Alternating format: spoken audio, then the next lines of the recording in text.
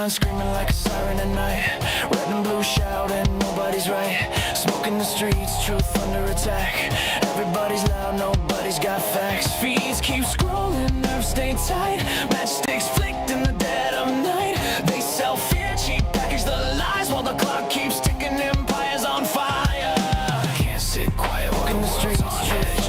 Lines in the sand, standing on the ledge. No script, no leash, no polish, quiet. Just a voice in the dark and a spark to the wire. This is and I'll bring the fire. Gonna light it higher. No filter, no fear, I say it raw. Strike the match, let it burn through the fog. This is and I'll bring the fire. And I'll bring the fire. Everybody's selling truth like a brand, buying opinions they don't understand. Talking in circles, screaming online. Keyboard courage, borrowed spines. Yeah, power plays dressed up as peace. Same old wolves with different teeth. But silence is loud when the house is burning. And the fuse is short, yeah, it's still learning. I don't dance for the left or the right. I stand in the heat, I stand in the fight. No strings, no chains, no manufactured choir. Just gasoline thoughts and an open lighter. This is and I'll bring the fire. Gonna light it higher. No filter, no fear, I say it raw. Strike the match, let it burn through the fog. This is and I'll bring the fire. And I'll bring the fire.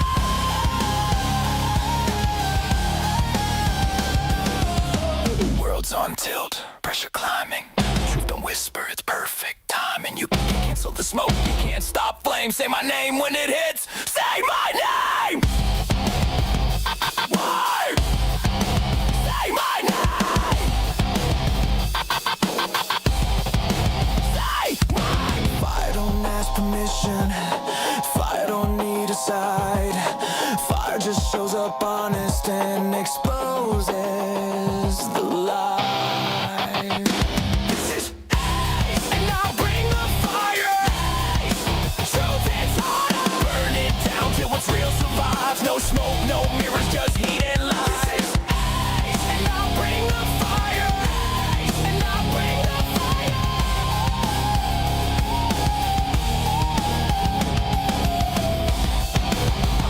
American fire. Strike it.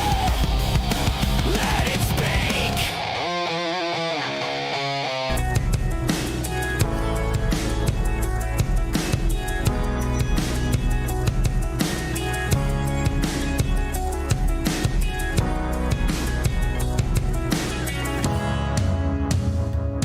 Happy Monday, everybody. Welcome to the show. Hope you had a wonderful weekend. Hope you're rested. Hope you had fun. And I'll try to get you through the case of the Mondays if you got it. I did a little bit. I'm not going to lie. Sometimes it's hard to get the ball rolling again, right? But man, we got a lot to talk about. So I was going through the news, man. I was getting excited and amped. And now I'm ready to be here for the next couple of hours with you guys because it's D-Day. That's what Scott Bessent and Trump are saying. Today, this morning, Scott Bessent is coming on at 2 o'clock to Eastern time to discuss all the details. But as of this morning, they have started the biggest economic squeeze ever put on a network of nations. This is incredible stuff. So, of course, we got to talk about that along with the media now has to admit Iran is collapsing. The people of Iran are panicking. The leadership, they are calling out for an end to the war. It's obvious this thing is over. Trump won, but details will be played out. We're going to cover that. We're going to cover Canada and the tariffs and Trump and the beef.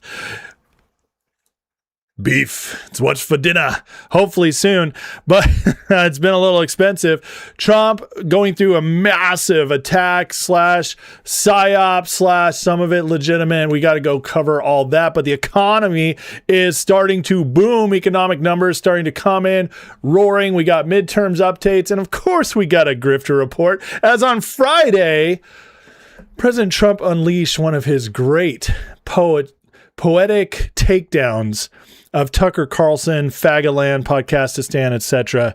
It was glorious. And so, man, we got a lot to get to. Monday shows are fun because you get the whole weekend to pull through. Makes it easy for me. The hard part is covering it all in 2.5, 3 hours. Gonna do my best today. So let's get into the chat. Say hey to some people. Before we get started, hit that like, hit that subscribe. Gonna do some call outs here with the best community on YouTube and on Rumble. Even though Rumble's smaller, it's okay. We're growing. Let's call out Rums first. Pixel Snap, Chrissy Cats, Frankie Fran, Bond Tip, and AZ Tropic and Nell, SoCali, all holding it down over there on Rumble. Larger than usual group. Appreciate it, guys. Hope you're doing well over there. And here on the tubes, we got the one, what to do, sir? Ramona, Aiden Scotland, Marco Sanchez, Armando Lafonte, Fayette Nation Preacher, Gray Fog, Janice Bain. I just want to do everything in a Scottish accent now. Jim Atkin, Edwin Sefried, Susan Road, Let's Travel, Nick Majors, Gen X Maga, Dan the Man Green, So Gen Extra, Huckleberry Squid, Dubra Dora, A Fire, Alice Fordham, MF Easy, Swamp Fuel, Henry Perez, Action Not Words, I Speak For You, Jay Tyrus, Cooley's Corner, Ty Dye, Scott Volkovich, Dadbot, Todd K. Shuey, Lindsay B. Rika, Dan the Man Green, Kevin Tweedy, Threads, and many, many more. Sorry, I can't get to all you guys. There's a lot in the chat, and we'd be here all day. Shogun's back, though, hanging out with his Korea family. Were they all pissed at Trump for cutting off South Korea in our military drills? Let me know, DI Hire. Let me know what they said. Armand says he's heading to City of London tomorrow. For real? Are you infiltrating? Are you going to give us the inside scoop on what they're saying? You better let us know, friend. Better let us know. I'm very interested to see it. Rose says, I have a job interview tomorrow. Already have a job. Trump's been wonderful for my career. Well, good. I'm so glad to hear that. Hirings are up across the nation. I understand if that hasn't happened to you yet, but it is happening nationwide and mostly in red states because the blue states are trying to crush it. Thread says it's beautiful at Biltmore Estate. Guess what, Threads? I'm heading up to Biltmore Estate in a couple months because I'm going up for the fall. I am a annual pass holder to Biltmore. I love it. It's beautiful. It's a lot of fun for the family. You guys stop talking about my hat. It's never leaving. It's only going to evolve. Okay. It's going to be Niners or MAGA hats. And that's exclusive. That's exclusive.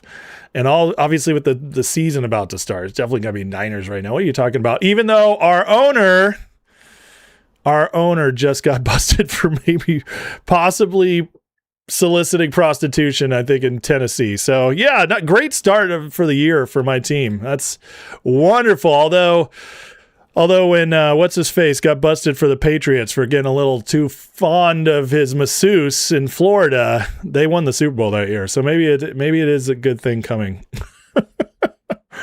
Maybe.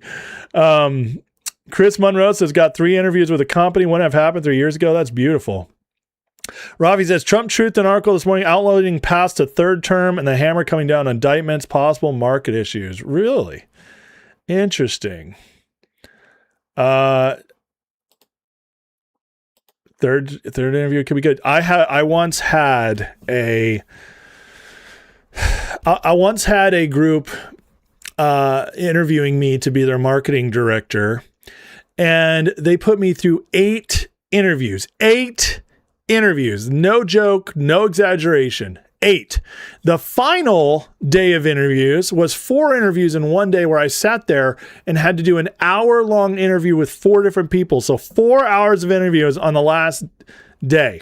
So 8 total interviews, 4 hours worth on the final day at their office. Went through, met all these people, and then they called me. And they said, we're sorry you didn't get the job. And that was it. They didn't give me any reasoning, nothing. And I asked, I was like, well, what happened? And they were just like, well, sorry, that's all we're going to tell you. And hung up on me. I was like, that was the crappiest company ever. And thankfully, I found out they went out of business a couple years later because they didn't hire me. It's what they deserved. What they deserve for that evil push they made us do. It would have been life-changing for my family at the time too, but terrible. Anyways, for those who missed it, members here on YouTube and on Patreon, yesterday we had a members only live, an hour and a half, where I broke down a lot of the psyops I'm seeing, talked about, how we need to situate ourselves moving forward, and then did a Q&A for the last half hour. So really good stuff. Great members live. Had a lot of fun. Check that out. If you're a member, go watch it.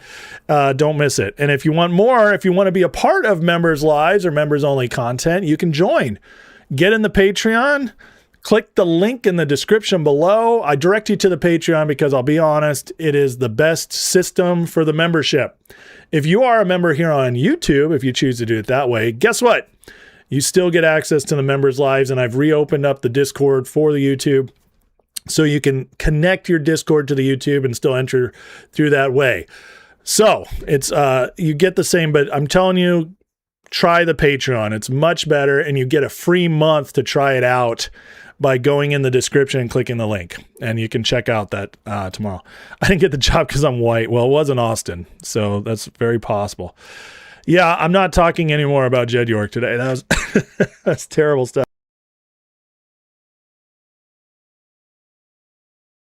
Absolutely embarrassing.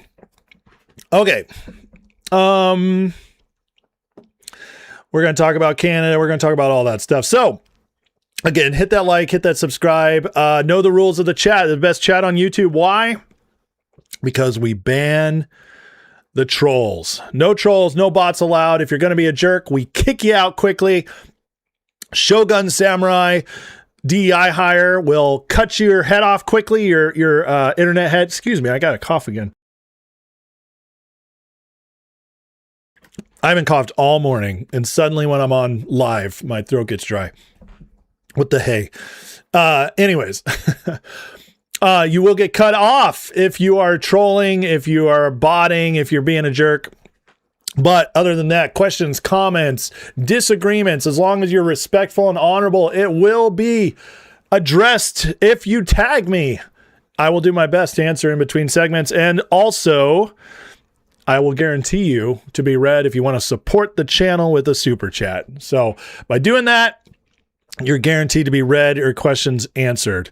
All right, folks. I think those are the ground rules. We can get moving here in a second. Dr. Sandwich was DJ Fusion. Going to a call-in show helping people with TDS. Nice. Good luck with that. Good luck with that.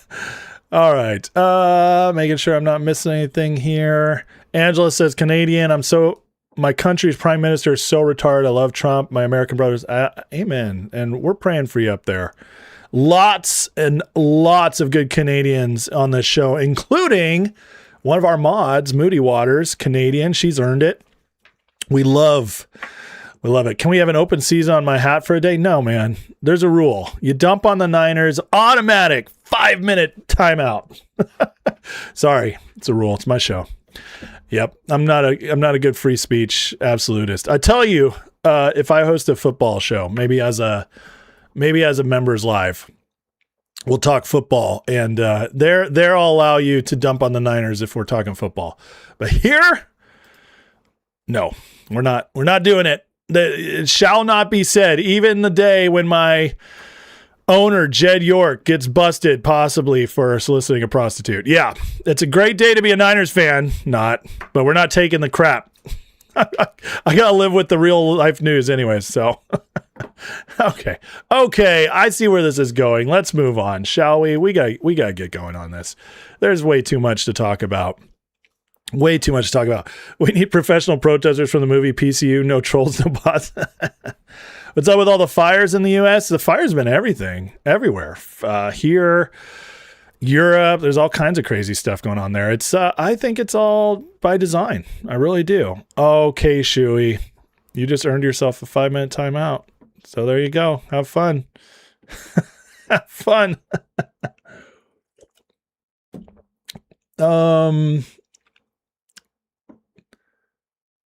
Threads got blocked.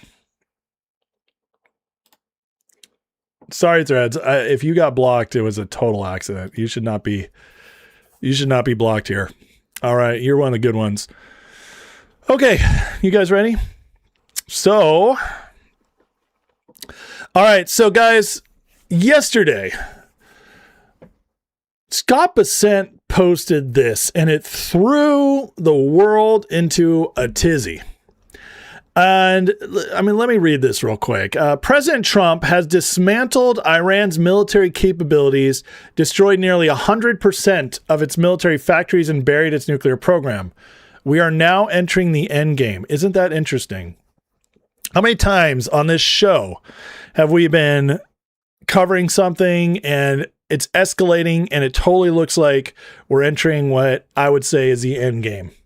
And now we have an official statement. And honestly, guys, I'm going to tell you right now, I don't think he just means Iran. I really don't. As he writes, at dawn begins an economic D-Day, the single greatest financial offensive ever marshaled against an adversary. Whew. Those are some big words right there. The Islamic Republic has subsisted by dressing extortion as security guarantees. It's drawn strength from a calculus that regards Iranian retaliation as certain and American enforcement as negotiable. Under President Trump, that era is over, and those who fear the danger of defying Tehran ought not to discount the cost of testing Washington. Wow. Those who fear the danger of defying Tehran ought not to discount the cost of testing Washington. In other words, who's your master? Who's your daddy? Are you guys really going to say that Tehran is scarier than we are? I don't think so. The president has created the conditions to leverage every agency, every authority and action many assumed we would never summon. Our objective is to sever every economic lifeline that sustains the tyrannical regime until Tehran stands alone. That is a call out to City of London right there. And this is very interesting. He's created the conditions to leverage every agency, every authority and action many assumed we would never summon. Very vague, but very interesting. This is a wild statement. And again, he's going to be doing a press conference on this. We don't know everything that's going to happen from this, but I'll tell you right now, we know City of London, the globalists, love Iran as their destabilizer in the Middle East, has given them so much power. And this is just a shockwave. Now, this started last week when Trump came out and announced every single country messing by helping Iran was going to be cut off. Now Bessent follows it up with this, and it starts this morning. I cannot wait to hear what comes of this. And is it any coincidence that this weekend, while this was being announced, they're building this up, that we get into a trade war with Canada? More on that in a minute, but I don't think so. Coincidences, I don't believe in them. Here's a little blip on some of the coverage about this. You heard right at the end there of that report, they are in presidential panic mode inside of Iran. The president of Iran is saying, guys, we're running out of time here. We're running out of money. The blockade is taking hold. We're about to see this economic D-Day come out of the White House as well, and Treasury Secretary Scott Bessent. That could include an air and land embargo enforced by U.S. sanctions and tariffs against all those countries on the map that you saw, and also actual enforcement of sanctions against potentially even Chinese state-owned enterprises. This is really not a good story for the Iranians right now. The people who run the ship, they know the ship is sinking, and they're trying to raise the flag right now. But yeah, those hardline IRGC leaders, they may want to go down with the ship, and the president certainly could arrange for that. So you heard right at the end there. So all the news organizations that have been so skeptical of what Trump is going to pull off in Iran are now forced to admit that Iran is on the outs. It is collapsing quickly, including their own Speaker of Parliament. As Trump posts this story, Iran Parliament Speaker, we are hungry. We cannot survive. The little blurb here from Newsmax says the Parliament Speaker has issued an unusually stark warning about the country's deepening economic troubles, declaring even a powerful military cannot protect the Islamic Republic if its people go hungry, basically. Wild stuff. It's everywhere now. And Trump doubled down this morning. Iran is completely collapsing. He posted this morning, 8:41 a.m. Eastern time. Folks, we are watching one of the greatest. We're watching the end, the build up towards the final conclusion of one of the greatest military offenses of all time. This is it. We're here now. This is exciting. It's time. It's almost time to bring out the champagne, because they have nothing left. Just like we've been saying this entire time. We are now 5 months into a war against the big bad, number 3 in the world. China, Russia, Iran, number 3. You can't go to war with them without World War III. You cannot defeat this regime. Trump is about to do it in 5 months with 18 total casualties. 18. I didn't stutter. Folks, this is miraculous. This is one of the greatest victories anybody's ever seen. The mighty Iran is falling. This is craziness, and it's exciting. The ending, we're right at the end game now, and they are scrambling. People are scrambling to kind of say, like, oh, this kid, like the people who have been so against this, who said that this was a trap, that we don't know what we're doing, they are now scrambling to find any little negative thing they can, but it's falling apart for them quickly. And I just want to say, if you're still watching and have been quiet out there, all the people who jumped on my show in March, April, when this was first going on, and we're saying we're ditching Trump, we're done here, this is ridiculous, you're a loser. I'm sorry, you are, because this was never Iraq, this was never Afghanistan. We never sent troops in, and now Trump is about to win this in less than half a year. Why did you bail? You should have known better, because now you look pathetic. Observing Consciousness writes, D-Day is coming for Iran, as we've been discussing. Iran's the pressure point. The CCP and the Crown Financial Architecture, or City of London, are the real targets. Absolutely. Tehran survives because Chinese refineries buy the oil, shadow fleets move it, offshore traders disguise it, insurers cover it, banks clear it, and old financial jurisdictions bury the ownership behind layers of paper. That network runs through Beijing's industrial machine and the Crown's offshore financial web. Hong Kong, London, Caribbean havens, shell companies, commodity desks, shipping registries, and dollar clearing intermediaries. Bessent just declared war on the entire chain. When Treasury says every nation, bank, and entity acting as Iran's financial artery will share its isolation, it's announcing a global forced realignment. Expose the buyer, trace the tanker, identify the insurer, follow the payment, surface the beneficial owner, and cut every hidden node away from American markets. Iran is the proxy that makes the strike legally and economically possible. CCP needs its discounted energy and sanctions evasion corridors. Crown Network profits from the trade, financing, insurance, and offshore concealment surrounding it. Collapse those corridors and Iran weakens. China loses another protected supply line. The Crown loses another layer of financial darkness, and the machinery connecting sanctioned regimes to global capital begins coming apart. This is another sanctions package. It's Trump and Bessent driving straight into the financial plumbing beneath the old world order, using Iran to expose the network, forcing every hidden participant to choose a side, then closing the system around the CCP and the Crown. That is winning, folks. Trump is destroying the entire deep state, City of London, globalist cabal by taking out Iran. After Iran, they are so weakened where it's only going to be pushing forward. We can't lose. They will have nothing to fight back with. They're going to be in full survival mode, in which they've already been a little bit, but it's getting so much worse as Iran falls.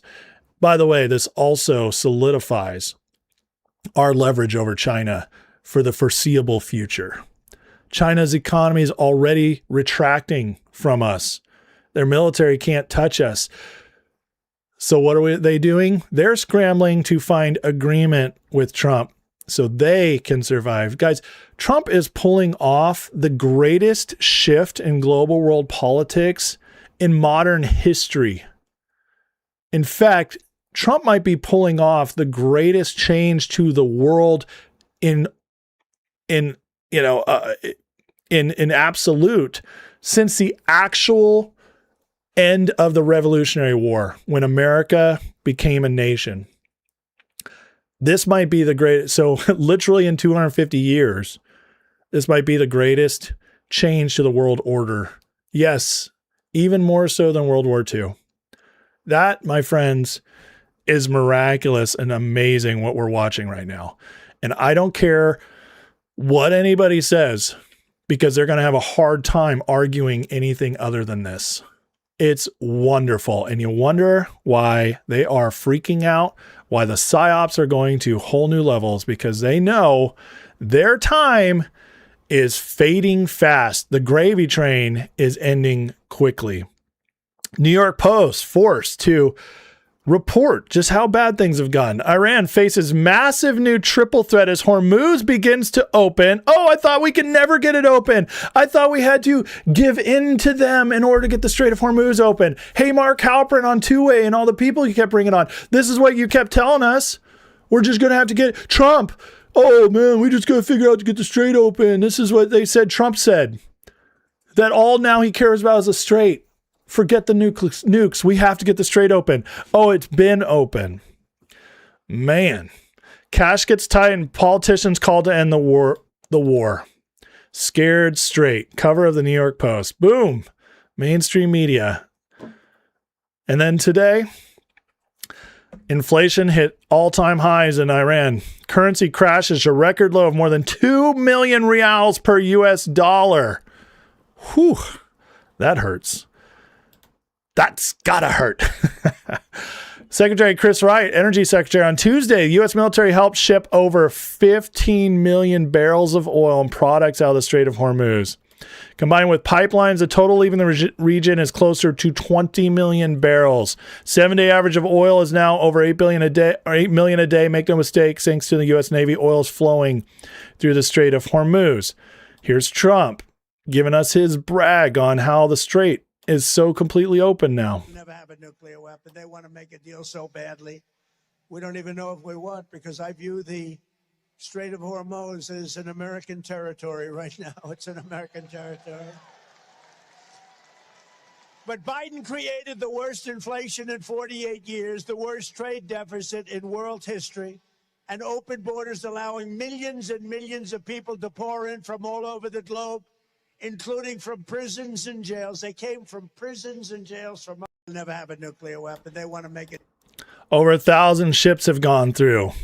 Traffic in the Strait skyrocketing nearly 400% as analysts say Iran's grip on official waterways weakens. Again, this is no longer the Trump administration saying this alone.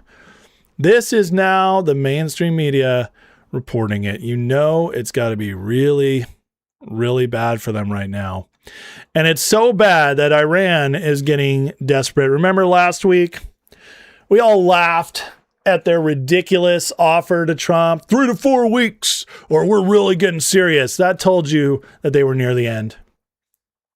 Fox News reported there's now bounties. They're putting bounties on U.S. soldiers as if they could do anything about it. So what did they do this week? They doubled down on Trump. Go after his family. Iranian state media has reportedly aired a disturbing video targeting Barron Trump, placing a $10 million bounty on his head and claiming the president's 20-year-old son is fully monitored. First of all, I don't think they could do that if they wanted to. Secondly, this reeks of desperation. Oh yeah, Trump, you're killing us. We're about to die. Fine, we'll go after your son. I think for one moment they're going to be able to get to Barron. I don't think so. But it tells you they are really, really throwing out whatever they can to try to get Trump to back off. They're terrified because it's falling apart. Now, there's one sane Democrat left in Congress who loves this, as John Fetterman reports, I love it. Inflicting maximum damage on the regime committed to destroying America and Israel is a good thing. Wow. A Democrat supporting Trump beating Iran. Iran's currency hits new record low. And Fetterman is loving it. You got to love that. How bad does it have to get when even a Democratic senator, the only one who's got a brain that still works because he had a stroke and it straightened him out. But I don't know if that's what really happened, but it's kind of funny to think about, isn't it? However, there's no doubt that he's the only one left with common sense. And even Fetterman in a midterms year is coming out to celebrate what the president's pulled off here. We're winning. We're winning. Doesn't stop them from trying to double down. As the Atlantic reports, Iran unleashed. The dominant power in the Middle East from now on will not be U.S. or Israel, but Iran. Really? This is going to age very well, isn't it? There are people who read this. There are people who actually believe this, but the promise is facts. Facts. And how shocked are the liberals going to be when this all blows up in their face as Iran is completely taken over, probably becomes a nation of the people again? What's the world going to look like if Iran just becomes a regular country, one that we can trade with, one that isn't funding terrorism, one that isn't insane? What's that going to be like? Most of us have never experienced it. I can't wait to see, because I think it's not that far off. Now, with all this going on, City of London is in a bad place.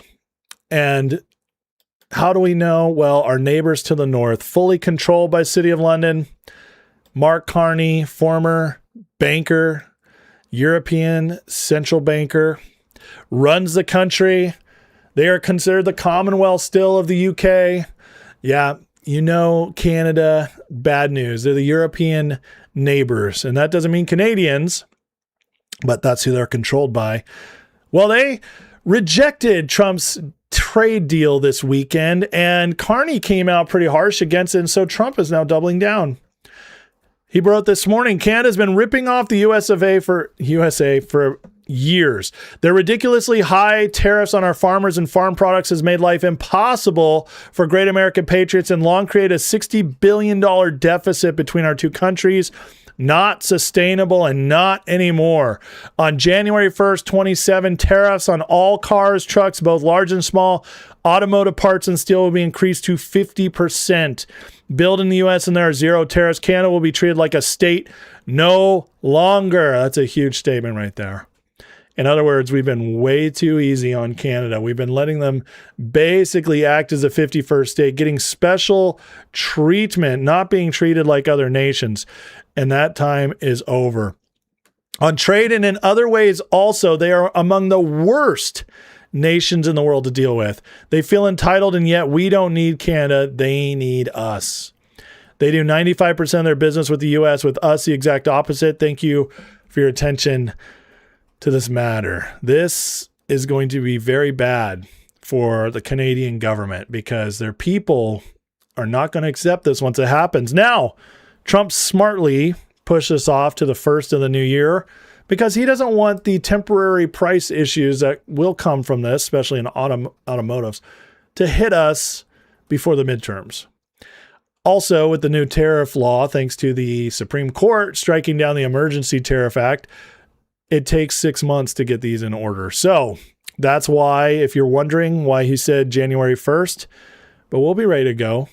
It also gives Canada time to be freaking out, to be failing, and before then, and maybe come to their senses. But again, this is bringing City of London to its knees. They cannot deal with this.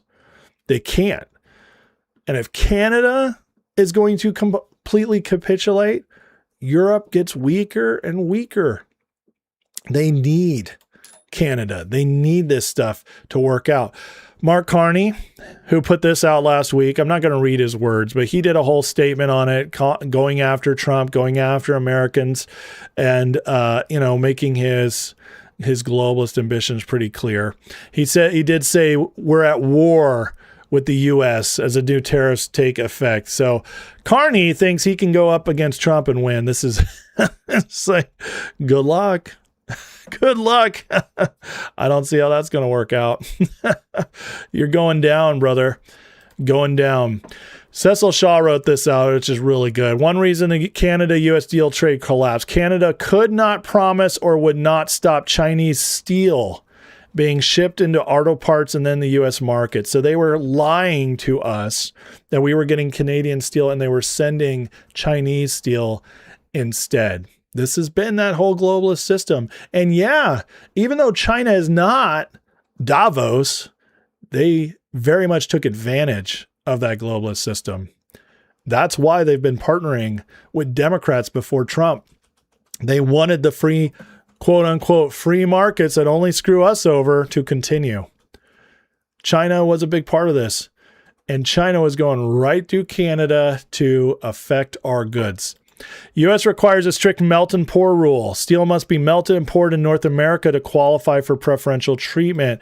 This stops Chinese steel from entering Canada, getting light processing, and crossing the borders North American to evade tariffs. Recall the Canadian Steel Producers Association, Aluminum Association of Canada both publicly confirmed Chinese dumping is happening, warning Canada risks becoming a dumping ground for China's excess steel and aluminum. In other words, their crappy leftovers. Recent White House report on the transshipment scan also lifted Canada as a problem country in China's shadow network for evading U.S. tariffs. Canada failed to deliver enforceable guarantees. Mexico accepted the melt and pour requirements, raised tariffs on Chinese steel and auto parts, and closed the back door. Canada left it open and got whooped. Anybody surprised by that at all? See, Mexico is feeling the push. They are losing money like crazy since the border is shut down. The cartels, Trump is shutting down the cartels. Mexico is struggling. So Mexico is actually starting to play ball a little bit. But Canada still thinks it's high and mighty. Mark Carney is still directly from the city of London. Like, you can't get much more direct than Mark Carney. He's putting his foot down. He's going to hold out as long as possible. It's not going to work out. Albertans, I hope you guys get your independence soon, because Canada is going to be a third world country if they keep this up much longer. It's going to get really bad over there, just like it's getting in Europe. See, Europe, Trump was able to cut them off immediately. We were nicer to Canada because they're our northern border. They're a little brother. But that good time is ending, and which means European hard times are coming to Canada if they don't get it together. And this is the city of London scrambling. It just is. It's wild. Now, if you didn't think we're on track for some sort of plan, well, there was a race this week in the Capitol. The F1 race is pretty amazing stuff, to be honest with you. And it went very well, but there's also some interesting signaling going on in there. Here is the F1 map, grid, and schedule. As Brian Cates report, the track is exactly 1.7 miles long, and the green flag drops at exactly 117. There's a lot of 17s there. For those who know, 17 is Q in the alphabet. Just saying. This kind of stuff is all over the place. And you could say it's coincidence, and maybe it is. But these are kind of odd times, aren't they? I think the plan is coming together, folks. Whatever you think, City of London is falling. So one way or the other, the Q people, at least in this instance, are being proven right. Now, Observing Consciousness writes this, and I think this is a great way to summarize what's going on. We know who they are. The CCP, the Crown's offshore financial empire, central banks, intelligence cutouts, global institutions, multinational corps, cartels, long-lived bloodlines, secret societies, and the captured political class protecting the machine from within. Now, watch how the machine is being choked. Tariffs break its trade corridors. Sanctions freeze its financial arteries. Blockades sever its energy flows. Intelligence operations expose its intermediaries. Cartel strikes remove its enforcement arms. Reshoring destroys its dependency model, and sovereign alliances replace the institutions it controlled. Venezuela shows the territorial layer being dismantled. Cartels, ports, political command, and China-bound oil. Iran shows the energy financial layer being strangled. Shadow fleets, banks, insurers, traders, Chinese refineries. Canada, there's Canada. Oh, Canada. shows the institutional trade layer being forced into the open. Chinese transshipment, protected industries, resource controls, and crown financial plumbing. 3 live examples. One systemic operation unfolding worldwide. The choking operation is rather simple. Cut the money, cut the energy, cut the trade routes, remove the internal gatekeepers, and they lose the machinery they use to capture nations. I would not want to be on the side of City of London these days, folks. I really would not want to be. And we'll talk about that more in the Grifter Report as we get our foreign actors acting up more and more. But the point is, they are in scramble mode. We're becoming so dominant that even the mainstream media is now being forced to report the wins, not just in Iran, but in the economy, as we're about to cover. It is ramping up right now in August, 2.5 months before the midterms. If Trump finishes Iran, which, by the way, it's over. Iran's done, but the cleanup is now happening. The conclusion, how is this going to end? That hasn't been decided yet. That's all that's left because they are defeated. We get that win, oil prices go down, London completely choked out. Where's all the riots? Where's all the protests? They haven't been able to pull any of their old tricks on us. All of that before the midterms. Good news surfacing. America gets a massive win, defeats one of the 3 big bad guys in the world in less than 6 months. All this stuff matters, folks. It matters. They are losing like they've never lost before. And the timing couldn't be more perfect. But we'll see how it all plays out. All right, folks, if you don't mind, hit that like and subscribe. Got so much more to get into today. But first, I want to stop, catch up in the chat. I did see some super chats come in, so I'm gonna address those. Give me 1 second, though. All right, Bond Tip on Rumble with 5 gifted subscriptions. Thank you, Bond Tip. That is very, very generous of you. Ministry of Wrong Think with a $5 super chat says, what are the odds when Iran is on their last leg they happen to get a successful, never seen before cyber attack on a power plant in the UK, right? Yeah, don't tell me that's not coordinated. That, it's so if you think about it, the connections that Iran has with UK and that they are the ones where the cyber attacks pulled, it's like, it's the perfect way to generate news that can be used as a psyop. So yeah, you're absolutely right. What are the odds? Thank you for your $5 super chat. Wrong thing. Eric Brumbaugh, $5 super chat says, read this out loud. I am Sofa King. We tauted. Very, very mature, Eric. Thank you for that. Keishu, the $5 super chat says, thanks for an awesome, positive, informative show. You're welcome, friend. Thank you for being a good sport. About King on timeout. Nick Majors, $5 super chat says, supporting the GOAT. Love you, man. Thank you so much. Appreciate you, brother. Love you too. Big Chungus, $5 super chat says, Alex Craner and EM convinced me it's all over. Off to watch Tucker and Owen Schroyer now. Has EM broken out that bad? I haven't seen that. Alex Craner has definitely lost his mind. I feel bad. I don't know Alex personally, but I know Tom and I know some of Alex's friends, and they seem very saddened over what's happened to Alex Craner because by all accounts, he's a good man, but he seems to be completely lost his mind over this stuff. It's sad. It is. But who knows? Someday, hopefully all will be revealed. But I haven't seen EM go full crazy, although he has attacked the Hamiltonian system this weekend, which we'll talk about later. Let's see. Lisa Couture asks, do I listen to Ghost when he does his Mideast analysis Sunday on Alpha? So Rich brings the receipts. No, I haven't listened to that. I don't know who that is. Sorry. I'll see if I can get a chance to check that out. Wasaji with the $5 super chat said, thoughts on Venezuela's currency possibility converting to the US dollar? I mean, anytime. So are you saying, I haven't heard this, by the way, but are you saying Venezuela is looking at maybe using the US dollar for their currency? I don't know how that would work, but if that's true, I mean, it's not going to be bad for us. that it just shows like they're closer tied with us, which means everything will be transactable so much easier, including oil, if they do that, which it only benefits us. Anytime somebody's like using our currency, it's good for the US. He is Euro-brained. I agree with that. Let's see if I missed anybody else who tagged me, and then we'll get moving. Doc, no. All the Alberta oil and gas in Alberta, Western Canada, Eastern Canada relies on flows through the U.S. I don't think they thought this through. They probably didn't. D34 says we need a northern wall.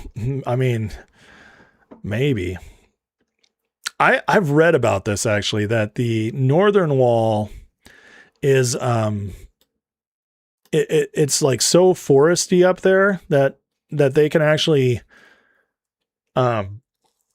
it's so thickly wooded in a lot of the areas across the northern border that they really don't have a extremely difficult time monitoring it, because there's not that much traffic that can get through. Obviously, people can go on foot through the woods, but it's hard to get any like shipments of major things through. They can't bring them across on cars, right, and trucks. Rafi says, I hope AK Craner's on danger. I don't know how he can come to conclusions he does after the info he gets from our team. Well, I will say this. I think Alex, I'm not going to speak anything against him personally because I don't know him. And I'm not going to call him a grifter because I know too many other people who know him. I'd need a lot more evidence for that. What I'll say is this. Alex is European. Okay. He's, and I think from his perspective where he's at, he's surrounded with a lot of bad information. And then he's naturally pessimistic of anything that is militaristic at all. So like Iran broke his brain. And you know, unfortunately, it is possible. And I say it's possible because I have friends who I know are definitely not deep staters and they don't have any influence, but their brains were broken by Iran too. There's just so many people who had convinced themselves that voting for Trump meant we would never have to do a military fight ever again unless we're like completely attacked. And because Trump did this operation, it broke their brain. And so they thought to themselves automatically, we have to be doing this for Israel or we have to be doing this for a deep state. And so it just broke their brain. I agree with you. Something has to be done about the northern border. I mean, I think we're monitoring it pretty good. I really do. Yeah, Kokena couldn't get through to him.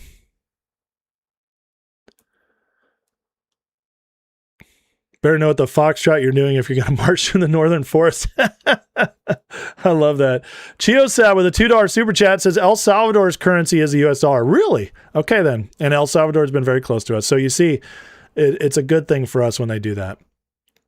Okay. All right, guys, if you got anything else for me, please tag me or super chats guaranteed to be read. I do want to move on to the next segment because we do have a lot to get through today. A lot.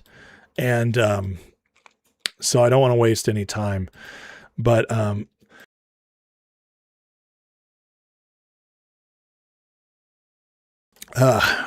D34 says, I've seen Restore UK guys who would agree with everything we do. We're saying stuff like we are being embarrassed by Iran. That's what I'm saying. It's just so stupid.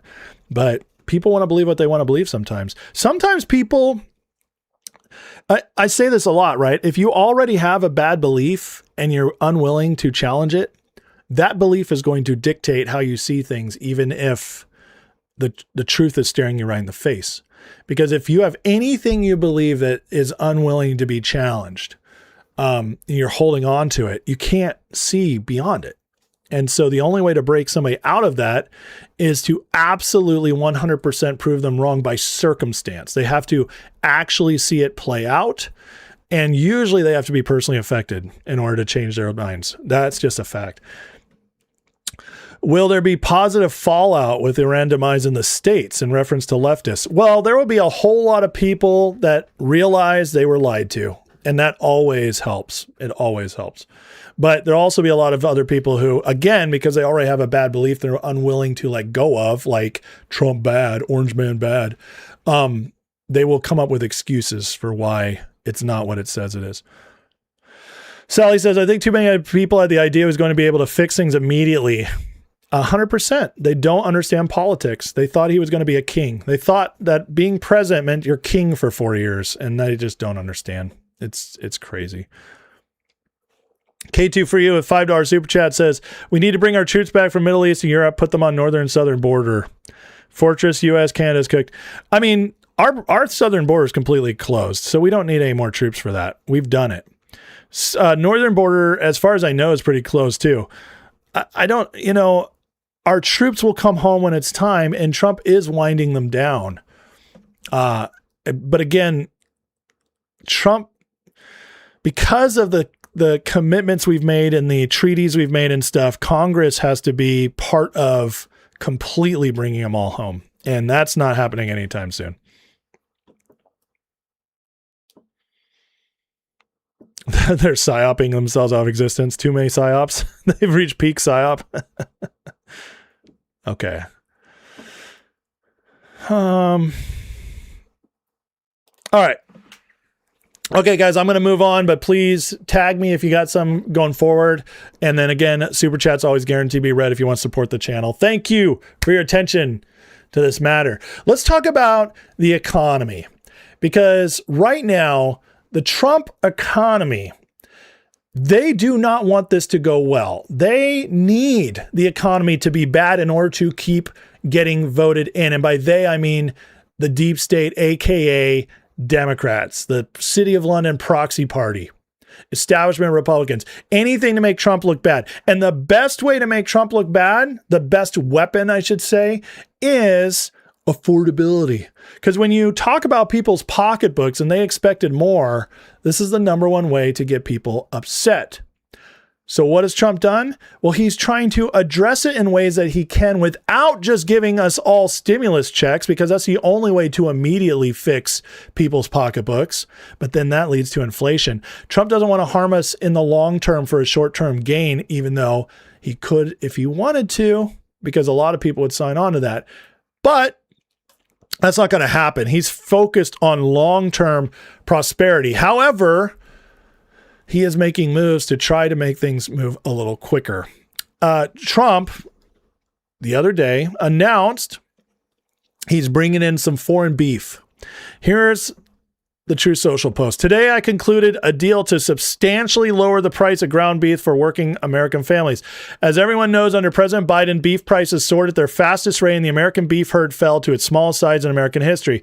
As we work to rebuild this herd and help our ranchers, for the next 90 days, the U.S. will allow up to 300,000 metric tons of product for ground beef to be imported with no out-of-quota tariff. We have a commitment this beef will be sold at 25% below current market prices. This deal will reduce prices for Americans while giving space for our great American beef herd to grow again. Thank you for your attention to this matter. After Trump put this out there, you would think that the world ended. X exploded with people attacking him. These are the same people crying that affordability, $20 burritos, Trump hasn't fixed it. The exact same people are now saying this is screwing American farmers. And yes, there are some farmers legitimately upset about this. And I get it, because this will impact them for 3 months. It might hurt their sales for 3 months. The problem is Trump is not just the president of the farmers. He's also the president of 340 total million people. And you got to play the long game. And sometimes in the long game, you take a short hit. But that's what's going on right now. And this, I got to say, is brilliant. It's absolutely brilliant, because there's a deadline. It shows American, by the way, the deadline's right after the midterms. You notice that? It's going to lower prices ahead of the midterms. That's long-term thinking. Get the votes. And something that directly impacts Americans. Beef. Beef, it's what's for dinner. That's what people want. It does that. It does buy time for that herd to grow a little more. As we've already seen, the herd is growing for the first time in years. He's reversing everything Biden did, which is in favor of the farmers, by the way, the regulations being repealed. And then what he's doing is he's not putting a price cap. I saw somebody compare this to Mamdani's communist government-run grocery stores. No, this is not government subsidized keeping prices down. This is importing cheaper beef. And by the way, I want to buy American. Do not get me wrong. But sometimes you gotta give the people something immediately. And this is the way to do it without creating inflation and with hopefully getting some votes for the midterms to spur things forward. Now, here's Trump talking on affordability. Press conference. Look at all those press back there. I had my first press conference and they started screaming the word affordability. I said, I've only been here for one day. And they started screaming about front row Joes know this, about eggs. Egg prices were up 4 or 5 times higher than they were a year before. And I said, I just got here. I'm here one day. And I got eggs down to lower there than when they were in my first term, and they were low. And other things are coming down. And beef is now coming down very rapidly. You see that? And as soon as we're finished with the Islamic Republic of Iran, as soon as we're finished, oil is going to be down at lower than it was even just a little while ago. We had it down to press conference. Look at all affordability is coming, folks. And like Trump said, he's already proven it with oil before Iran, and after it'll go right back. And we'll be energy independent, by the way. So that's a bonus. On top of that, he's right about the eggs. There's been several other things he got down, but eggs was the most obvious one. Remember a few years ago under Biden, the memes going around, like, you know, being rich to afford eggs. They got up to like $7, $8 a dozen. It was absolutely insane. Trump beat that down almost immediately. So he's got a track record, and we'll see how this one plays out. But I believe we're heading in the right direction with this as well. Now, these kind of things, like this is the kind of thing we're seeing, and I feel like it was very organized. Merriweather Farms, a big pusher of beef, says betrayal. And I heard this from so many places. Betrayal. He's betraying the farmers. The problem is when you guys do this, they should have something to back it up. See, they were completely out of stock on their beef when they put that up there. If your sales are so good you're out of stock, you probably shouldn't be complaining. I think you're doing just fine. Kind of a ridiculous thing to do. Now, look at what Trump has been doing for farmers. In the last year, in the One Big Beautiful Bill, ranchers got the most extensive tax breaks. In June, $500 million was announced by USDA to go directly to domestic, small, independent, mid-sized beef processors. Now, while we're waiting on herd increases, POTUS is helping out the consumer. Exactly. See, he's already been pushing everything he can to help small farms survive. And by the way, this $500 million for domestic, small, independent, mid-sized beef processors, you know what that's doing?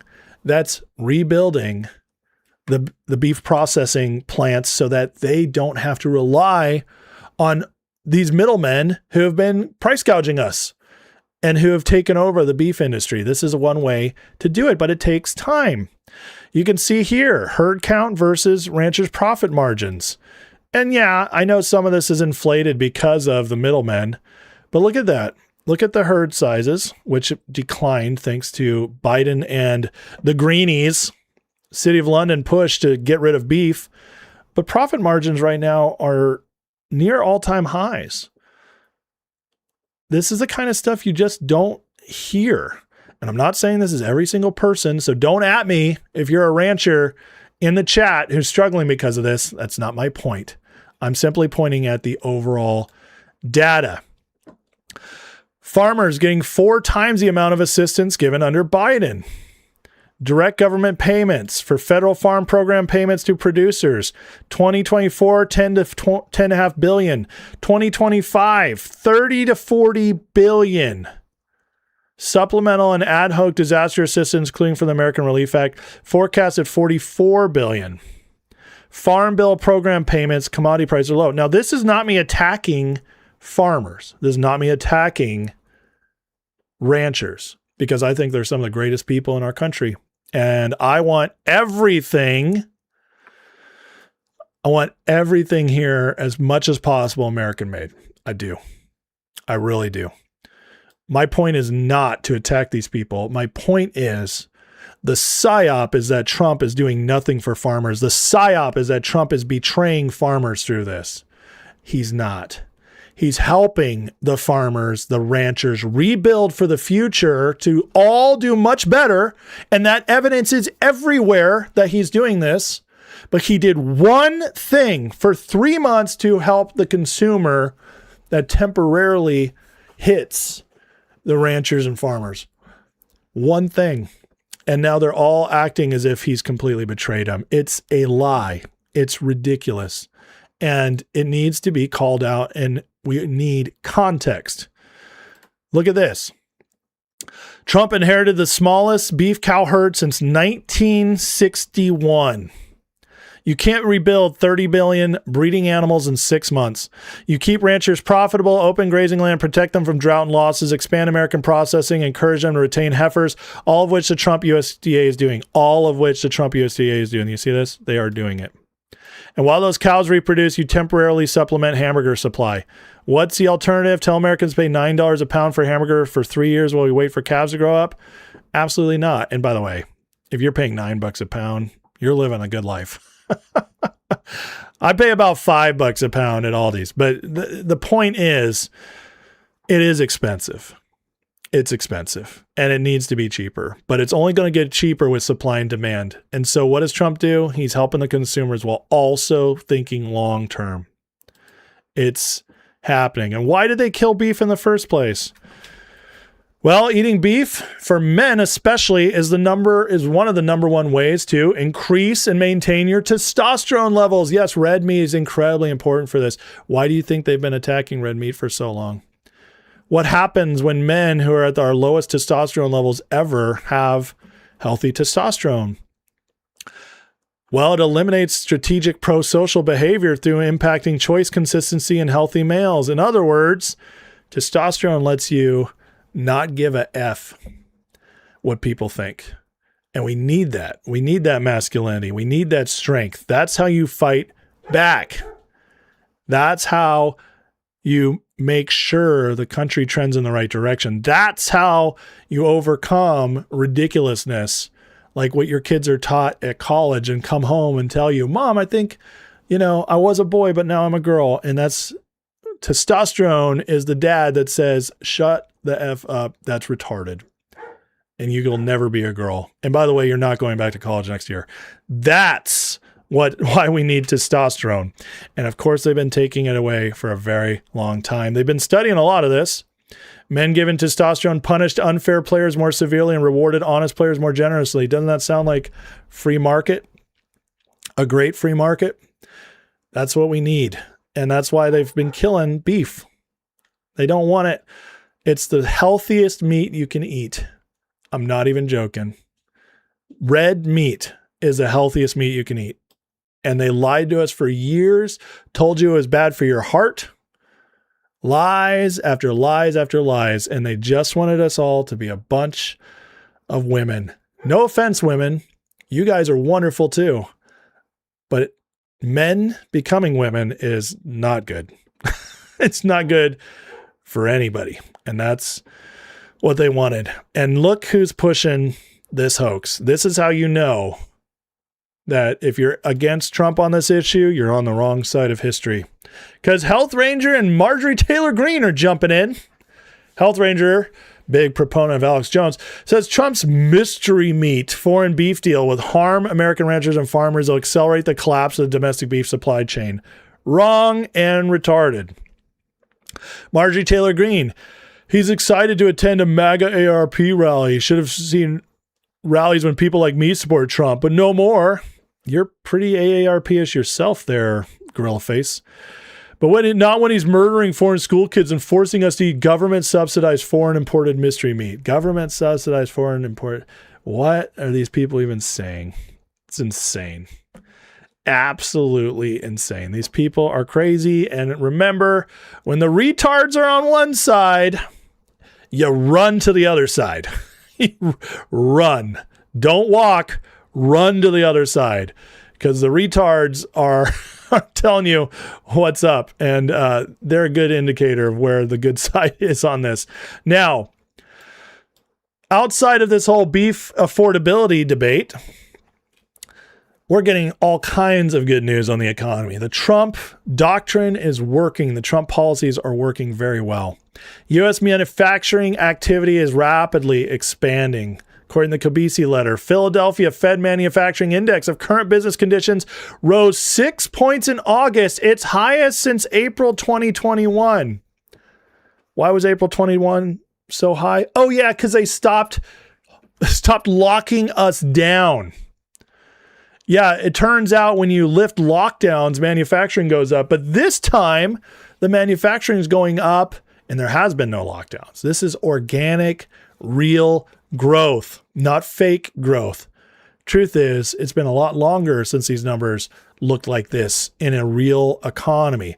Trump is doing miracles. There's a survey of manufacturers across eastern and central Pennsylvania, New Jersey, and Delaware. Oh yeah, by the way, this is even blue states. This is happening. Wow. At the same time, index of future business conditions jumped 39 points, its highest level since the 80s, and the largest monthly increase on record. Do not tell me Trump's doing nothing for the economy. I'll automatically know you're an idiot. I'm sorry. I don't mean to be mean, but at this point, folks, really? Really? Is that your talking point? Because the data blows your stupid argument away.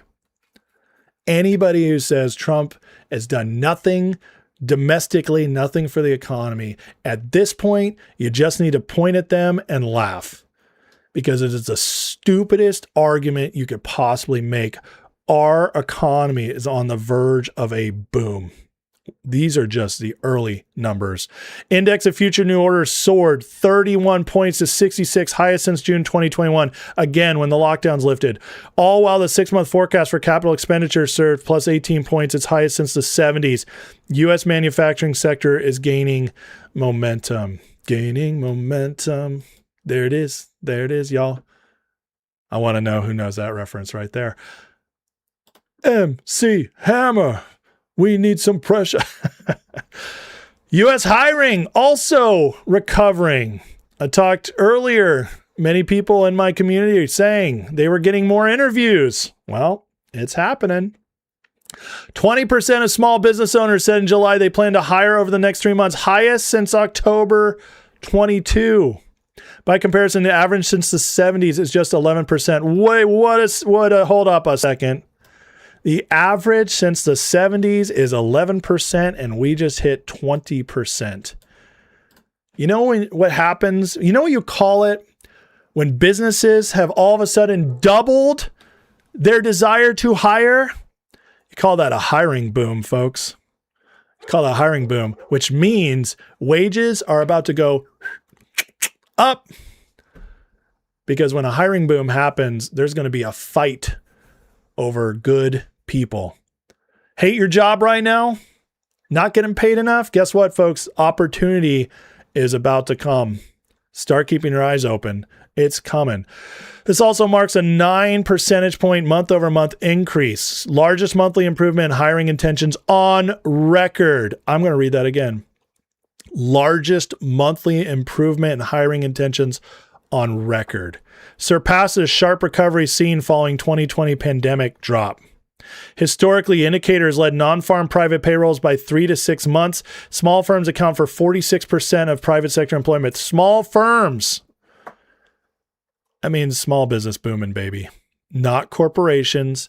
This is how we fix the wage gap. It's the small businesses are booming. Even more good news. U.S. economic momentum accelerating. S&P Global U.S. Composite PMI Index surged plus 1.5 points in August to 56, highest since April 22. Again, right after lockdowns. Mark's third consecutive monthly improvement. This comes as service PMI index jumped 2.2 points to 56.8, highest since March 22.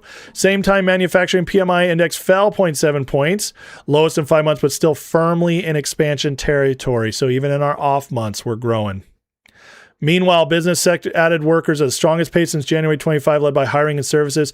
Data implies a 3% annualized year-over-year GDP growth for Q3, up from 1.5 in Q2. It's going, guys. It says AI is driving a historic wave of growth. It's not just AI. They want you to believe that. It's manufacturing. It's all gravy, baby. Meanwhile, prices are also going down.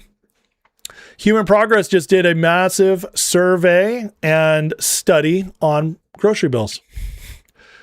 Seems that despite widespread complaints of soaring grocery bills, Americans are spending less of their working time to put food on the table than earlier generations. This is something people don't want to talk about. If you're buying groceries at the store and not eating out right now, as a percentage of your paycheck, groceries are cheaper than they've been. I know you don't want to hear that. And maybe in some cases, for some of you, it's not. But in general, the general data is that groceries, by buying at the grocery store, not $20 burritos on DoorDash, but groceries at the grocery store, is a percentage of your paycheck are lower than they've been in a long time. And this is just the beginning. It's happening. Learn to cook, folks. You'll be just fine. I know we all want to eat out. I know it's easier. I get it. But previous generations barely ate out compared to what we do now. We live in the DoorDash generation that is whining about their services getting more expensive, which is making their food more expensive. But it's not the actual food at the groceries getting more expensive. One of the reasons, food stamps collapsing as the government is subsidizing, I should say, pulling back their subsidization of people buying groceries, prices are going down. Enrollment in food stamps in the U.S. dropped by 13% the last year. 13% in 1 year, folks. That's incredible.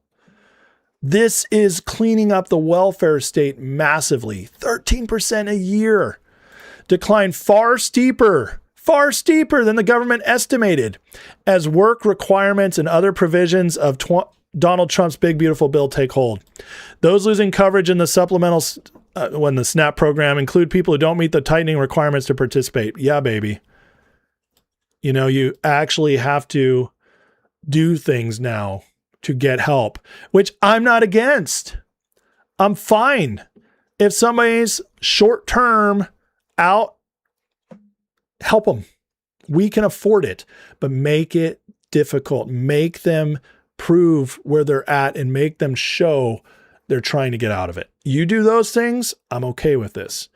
As someone who had to do this for a short while, as a conservative, as somebody who hates the idea of welfare in general, I had to do it in order to feed my family. I get it. Sometimes we're a rich enough nation, we can afford some of this if it's done well. But what we can't afford is all the fraud and all the freeloaders. Kick them off, and Trump is doing that at a fastest rate ever. Now, I know a lot of people have been worried that we're still doing the H-1B thing. Well, I'm here to tell you, the Trump administration's cracking down on immigration and H-1Bs more than any administration in modern history. And here's J.D. Vance calling out what he thinks of the whole H-1B thing taking away American jobs. A computer programmer by the name of Kevin Flanagan was let go at the bank that he worked at. And the bank, they told him, you're only going to get your severance package if you trained a foreign replacement to do your job instead.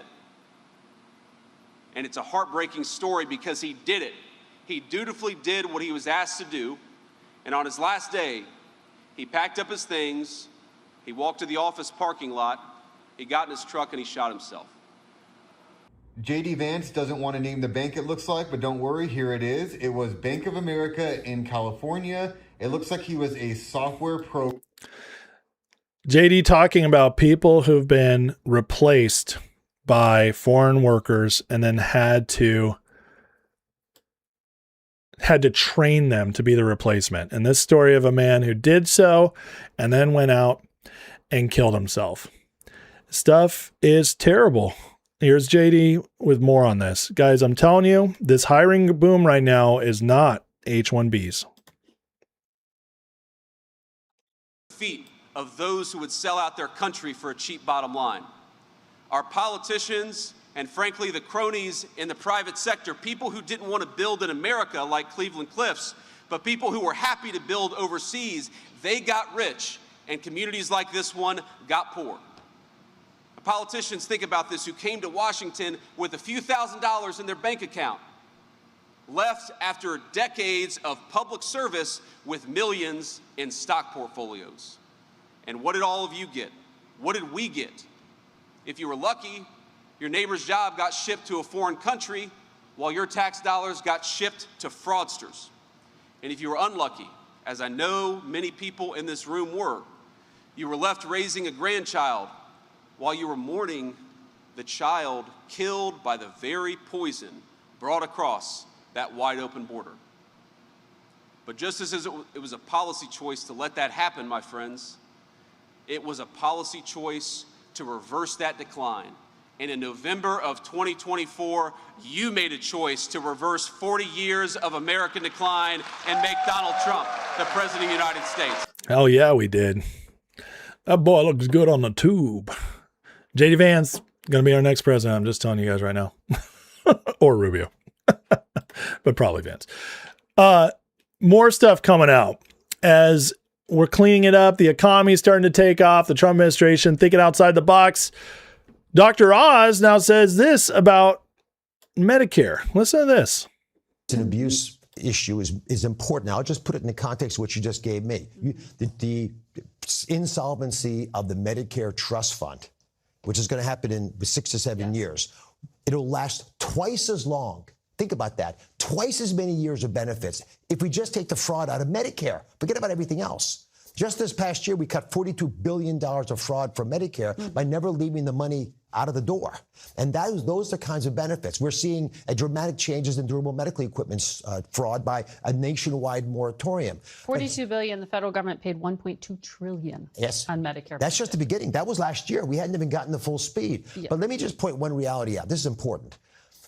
The fraud doesn't just steal money. It steals our trust. And we have states that are not working closely with us on these issues. And that's because in some cases, what's fraud to us, objectively, is actually a feature for the states. But you're acknowledging that, while important. The fraud, by cleaning it up, Oz is saying right now, the math they're saying is the extension of Medicare. See, the Medicare system is on pace to currently collapse within 7 years. Social Security. Now, granted, we've been hearing this stuff for my whole life about when these systems are going to collapse. But the point is, the fraud is so rampant that Oz says their estimations are that just by cleaning up the fraud, you double the lifespan of Medicaid, and that's without the other changes that could be made. That's a massive statement. And again, this is an administration trying to fix things that weren't being touched before. And it's incredible to watch. Now, one of the things I constantly talk about is how there is a perception issue with the economy. And the most people struggling right now are in blue states, because the blue states are the ones doubling down on taxes and making things and regulations, making it harder for the Trump policies to make it down. And it's gotten so bad that we even see people like the Buc-ee's founder here saying the company is prioritizing conservative, business-friendly states, red over blue. Life's too short to build in places people don't appreciate what you're bringing. I don't know if you've ever been to a Buc-ee's. It's amazing. It's the greatest gas station on earth. Every time my family and I see one, we end up spending like an hour there. It's wonderful. good food, fun to explore, just a great place. The fact that blue states aren't going to get to experience this because of their environments tells you a lot. Tells you how miserable blue states have become, how miserable Democrats are. This should be the ad they run for the midterms, because this alone will make the Republicans sweep. When people are like, no Buc-ee's, mother effer. I'm voting Republican. But it shows you this is not just Buc-ee's. There are many, many companies thinking like this. So if you're in a blue state and you're like, I'm not seeing the hiring, I'm not seeing the boom, well, there's a reason for that. Companies don't want to go to your state. But those companies blowing up red states, those are still making the national data. And the national data is going up as a result. That's one of the reasons things look so off sometimes, depending on where you live. Now, we are speaking of the economy and future forward, we got to keep talking about data centers, because data centers are one of the big psyops going on right now. And again, there are real concerns about data centers, but it's up to the communities to enforce those concerns. Because in general, I trust Trump when he says we need him. And maybe it's not even for AI. There's a whole lot of other benefits. And I think they're doing some backdoor benefits through the data centers, like fixing our electrical grid, like helping property taxes go down, stuff like that. They're going to be boons to the communities when done right. And that's the key, when done right. And here's an example of how you know if you're anti-data centers, you're starting to line up on the wrong side of things. This is David Jolly, the Democrat nominee for Florida. And he's citing the grifter Steve Bannon and being against data centers in order to attack Byron Donalds. Listen to this. Byron Donalds totally underperformed last time. He got 47% of the vote. That means 53% of really the MAGA voters and the Trump voters and the Republican Party voted against him. One of these issues was data centers. You're going to have data centers. We need to embrace that. We are wide open. We have actual land in our state that is still pristine, available to use. We can build out that stuff. I would rather build a data center in one of these deals, or probably 4 data centers. When I know, Jay knows, Griff knows, Shane knows, there ain't no bans coming. This is what they think of you. They think you're nothing but a rube, that you can be spoon-fed anything. This is not Eisenstadt saying it. This is not the Worm or Bannon saying it. This is in the memo from themselves. Byron Donalds vastly underperformed. Why are all the grifters and Democrats against data centers? Has anybody figured that out? Why did Trump come out and say Chinese propaganda is going against, is what's pushing the data centers? You guys who trust President Trump, you really think he'd lie about that?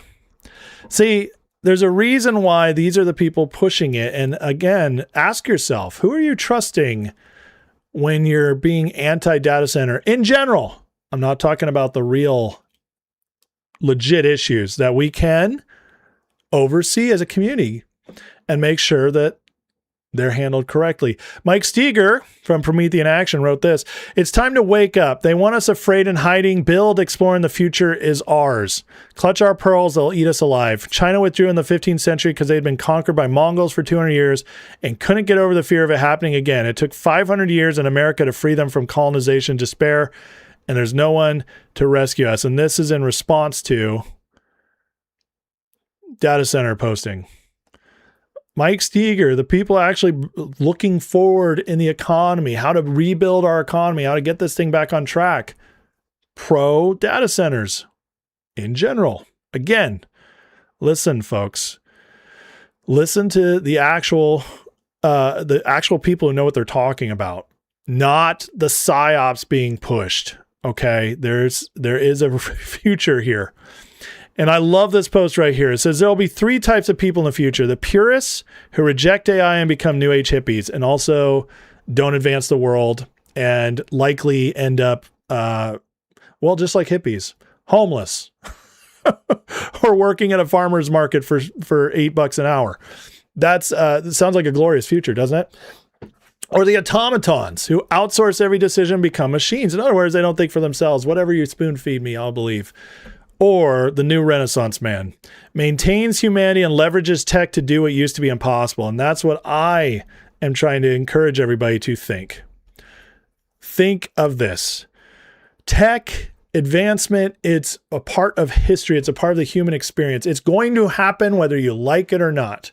You don't like data centers here, they're going to build them over there. They are coming whether you like them or not. You can be the person who maintains humanity and stays involved and make sure they're built the right way and that they bring benefits to your community. And then you get something out of it while also not avoiding the leaps forward that are going to happen no matter what. Or you can sit on the sidelines and watch as the benefits go to others and you missed out because you were afraid. There is a right way and a wrong way to do it. But tech, as always, data centers, like all other tech, are a tool. And the tool, how it's used, depends on whose hands it's in. And if it's your community, you have a responsibility to see it right. And now, finally, I wanted to address this. As we're moving forward, Trump just gives us even more clues as to what they're doing. And he reposted an article linking Trump's America First agenda to Hamilton and Jefferson's founding era vision. It says Hamilton, Jefferson, and Trump. Historians see a founding era playbook still at work. This is exactly what Trump's doing. He's going back to the founding fathers, looking at how they built the economy the first 125 years. A lot of what Trump's doing is Hamiltonian. And this is what you're hearing from the Promethean Action folks, et cetera, and Vance, Scott Bessent, and Trump himself. We know that's what they're doing. And amidst this, I noticed this weekend, a lot of people, some of them I like, are starting to attack Hamiltonian system as Marxist or City of London. Folks, I'm just here to tell you that it's the exact opposite. This is the system we avoided. And what they tie it to is the central banks. I get it. Hamiltonian was in favor of banks, but he wasn't in favor of a bank separate and independent of the people, which is what our Fed currently is. He wanted a bank nationalized that was fully controlled by the government and the people that could invest in the American system. That was the Hamiltonian system.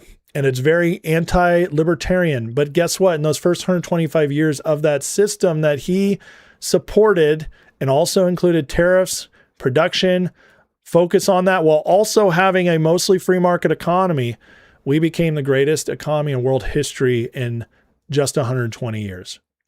It works, it's proven, and there's going to be a lot of attacks on it to scare you. But folks, right now what we're seeing is as Trump is instituting this, we're seeing the blowing up of manufacturing, more jobs, cutting off the borders, cutting off the free trade, protecting our people here at home. And it's only been 18 months and the numbers are coming in hot. And that, folks, is a sign this is working. Trump knows what they're doing. And the boom is coming very shortly. I believe by the end of this year, beginning of next year, we're going to be seeing a boom. It's going to be moving quickly. And by 2028, I think we're going to have a roaring economy in almost every sector. But we'll have to wait and see how it plays out. All right, guys, if you don't mind, hit that like and subscribe if you enjoyed this segment. I will be getting in the chat here, and but don't turn that dial because I got 2 more segments up and coming. All right, let's see here. I saw a couple super chats come in, so let me get to those first. Ministry of Wrong Thing, $5 super chat says, Democratic establishment is trying to provoke Trump into price fixing and giving out stimulus money so they can call him communism and deflect from the DSA. I would not doubt at all that it is part of their plan, but it's not going to work. Thank you for the $5, Ministry. Deborah Dora says, CT here, lost Black & Decker. Connecticut here, is that what you mean? Lost Black & Decker, who after its exit announced millions in R&D in a Republican state. Show up in November and vote Republican. Absolutely. Thank you, Dora, for the super chat. She's right. Blue states are bleeding workers. They're bleeding companies. They're, it's in America.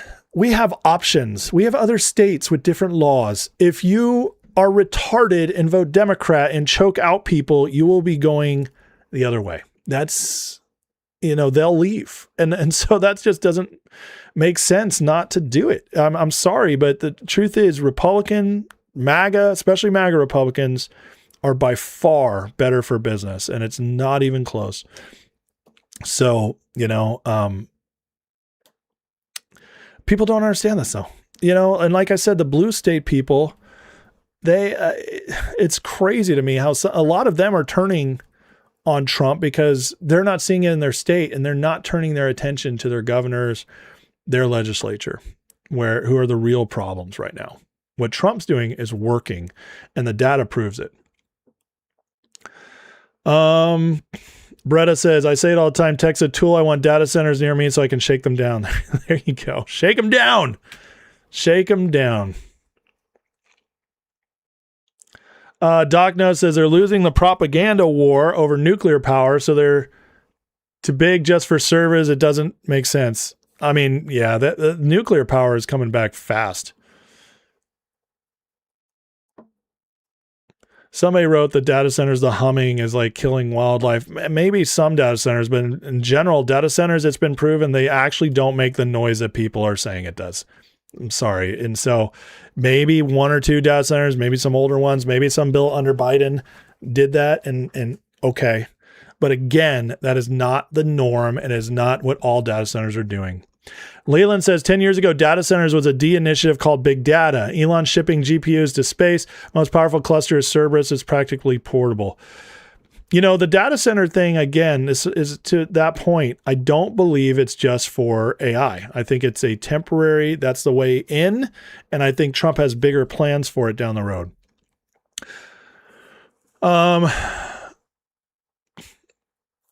Leland says, I want what they're building, but data centers makes no sense. I agree with you. And that's see, now you're thinking beyond. See, the data centers, what do they provide? Okay. They provide massive buildings that are only going to have a temporary use, which is the AI learning. Okay.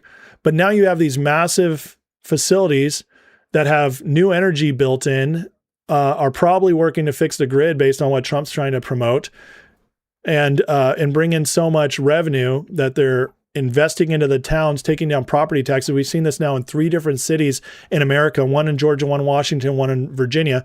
And the other thing is that now you have these massive facilities that once the data is done, once they no longer need that, you have a perfect building that can be turned into a factory and boom, manufacturing. It's a long-term thought. That's what I believe Trump's push. That's why I believe Trump's pushing it. I believe it's not about AI. AI is just the way to get it in. That's what I believe. And I know several people smarter than me who also believe this. Okay, Sooner says the state just made a speech and announced D-Day, but would not release the date. They asked him questions who would be included. He said anyone that participated in Iran laundering. There you go. I mean, that's City of London right there. Anyone who participates.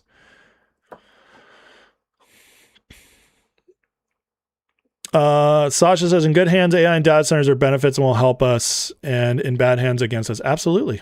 100% true. Again, tools. It's just like the internet. AI, folks, the AI fight is the new internet fight. You guys remember when the internet was coming out? I mean, maybe you don't remember, but in the 90s, there was a massive, massive panic over the internet. And all this information being spread and all the bad stuff that could be done in the dark web and how, all these terrible things that are happening and the internet's going to ruin the world and it's ushering in the end of the world, all that stuff. They said it with the internet.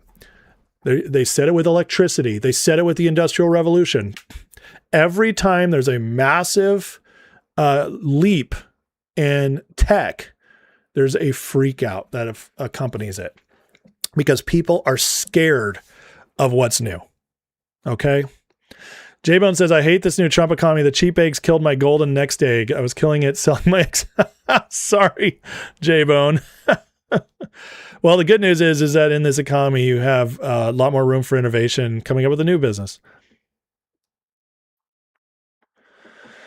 Surfer says, selfishly, I wish Elon focused his firepower on the SF Bay Area to remove the Steelers DAs. The problem is if he's focused on a super crazy blue city or blue area, he's wasting his money because the people there are so brainwashed, they're not going to change. Snow Baby says, I don't mind the centers. It's the developers ruining farmland and treat areas for cheaper build costs. I agree. And that's the community's job to make sure that these things do not get improved in areas that would actually be beneficial to be kept as land that can be used.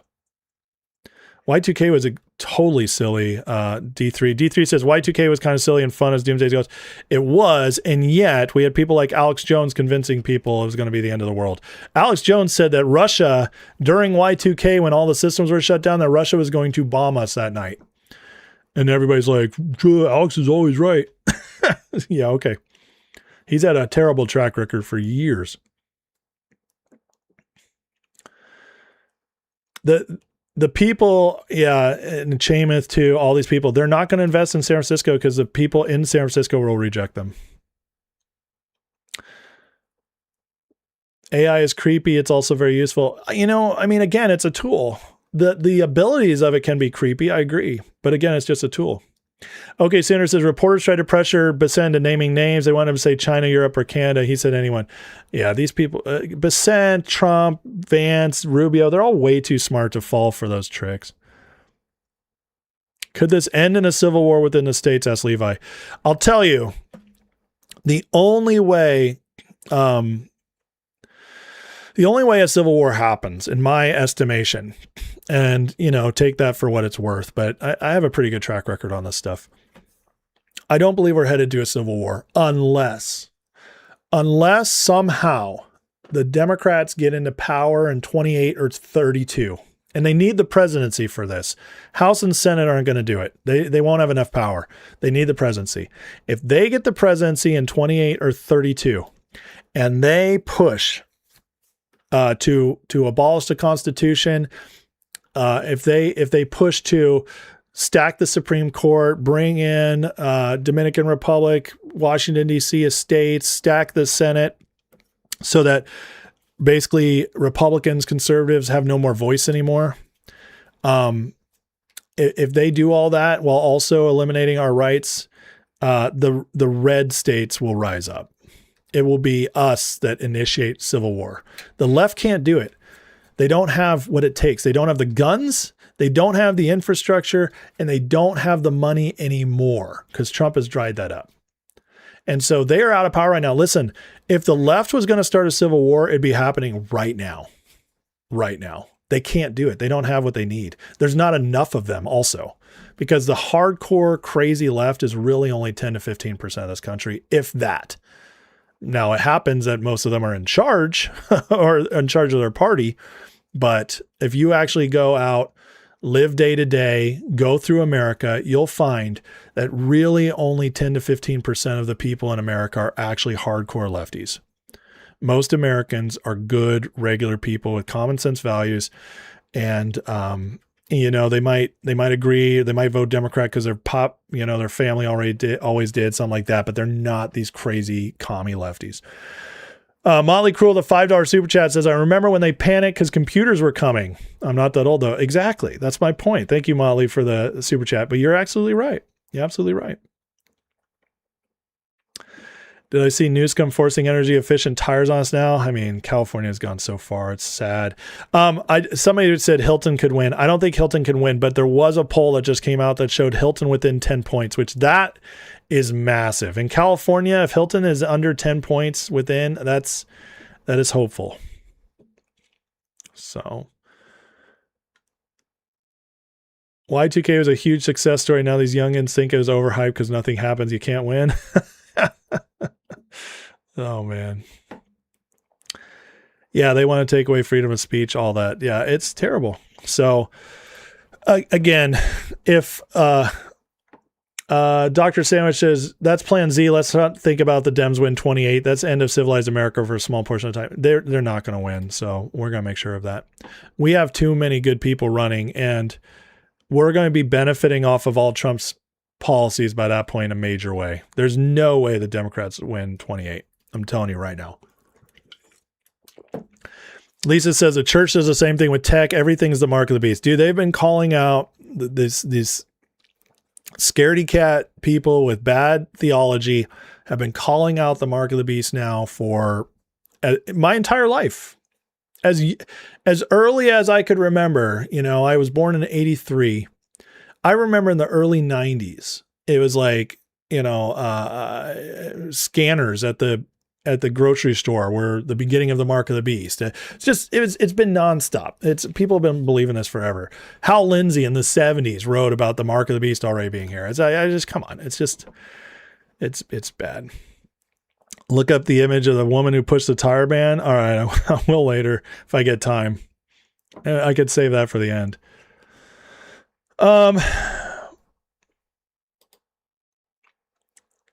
So, okay. Yeah, barcodes. Yeah, barcodes were the mark of the beast. It's so dumb. All right, folks. Yeah, TL says, I was born in 71 and it's been nonstop. Exactly. At some point, I hope most Christians do what I did, which is realize that the constant dooming about the end of the world and looking at everything and everybody as mark of the beast, the Antichrist, the third temple, it's been wrong so many times that my hope is at some point, most of them will actually look at their theology and say, maybe the theology itself is wrong. Maybe we're understanding these things wrong. I did it, and I found that the Bible says things that I believe are much different than what has been taught to me when I was growing up. But a lot of Christians aren't willing to do that. And so what they do is they just keep moving the goalposts. I got tired of moving the goalposts because I thought, this is retarded. Why do we always do this? My whole life's been the end of the world is right around the corner. How about maybe it's not? Maybe I need to understand the Bible better. So I went back to the Bible. But a lot of them those are beliefs they're unwilling to challenge. They need their Antichrist. They need their third temple. They need their mark of the beast. They need all this stuff, and they don't need to understand what those things actually meant in the context in which they were written. They're like, no, I need that. I need to believe it's going to happen. And I don't know why, because it's very depressing. But this is one of the reasons I teach this stuff in my Bible classes, which you can find on my membership. Also, a lot of free ones on my channel. So check those out. And I actually teach the Bible from the perspective of the Bible and from the perspective of history. Sven with the $2 super chat says, TBF, a CBDC would actually be the mark of the beast. No, I want it. I'm sorry. And thank you, Sven, for the super chat. I'm just going to disagree with you there. It's not, it just doesn't mean what you think it means. Let me put it that way. So, okay, I'm going to keep moving on. Going to move on. We don't have time to get into theology today. I did a lot of that on my members live on Sunday, if you want to look.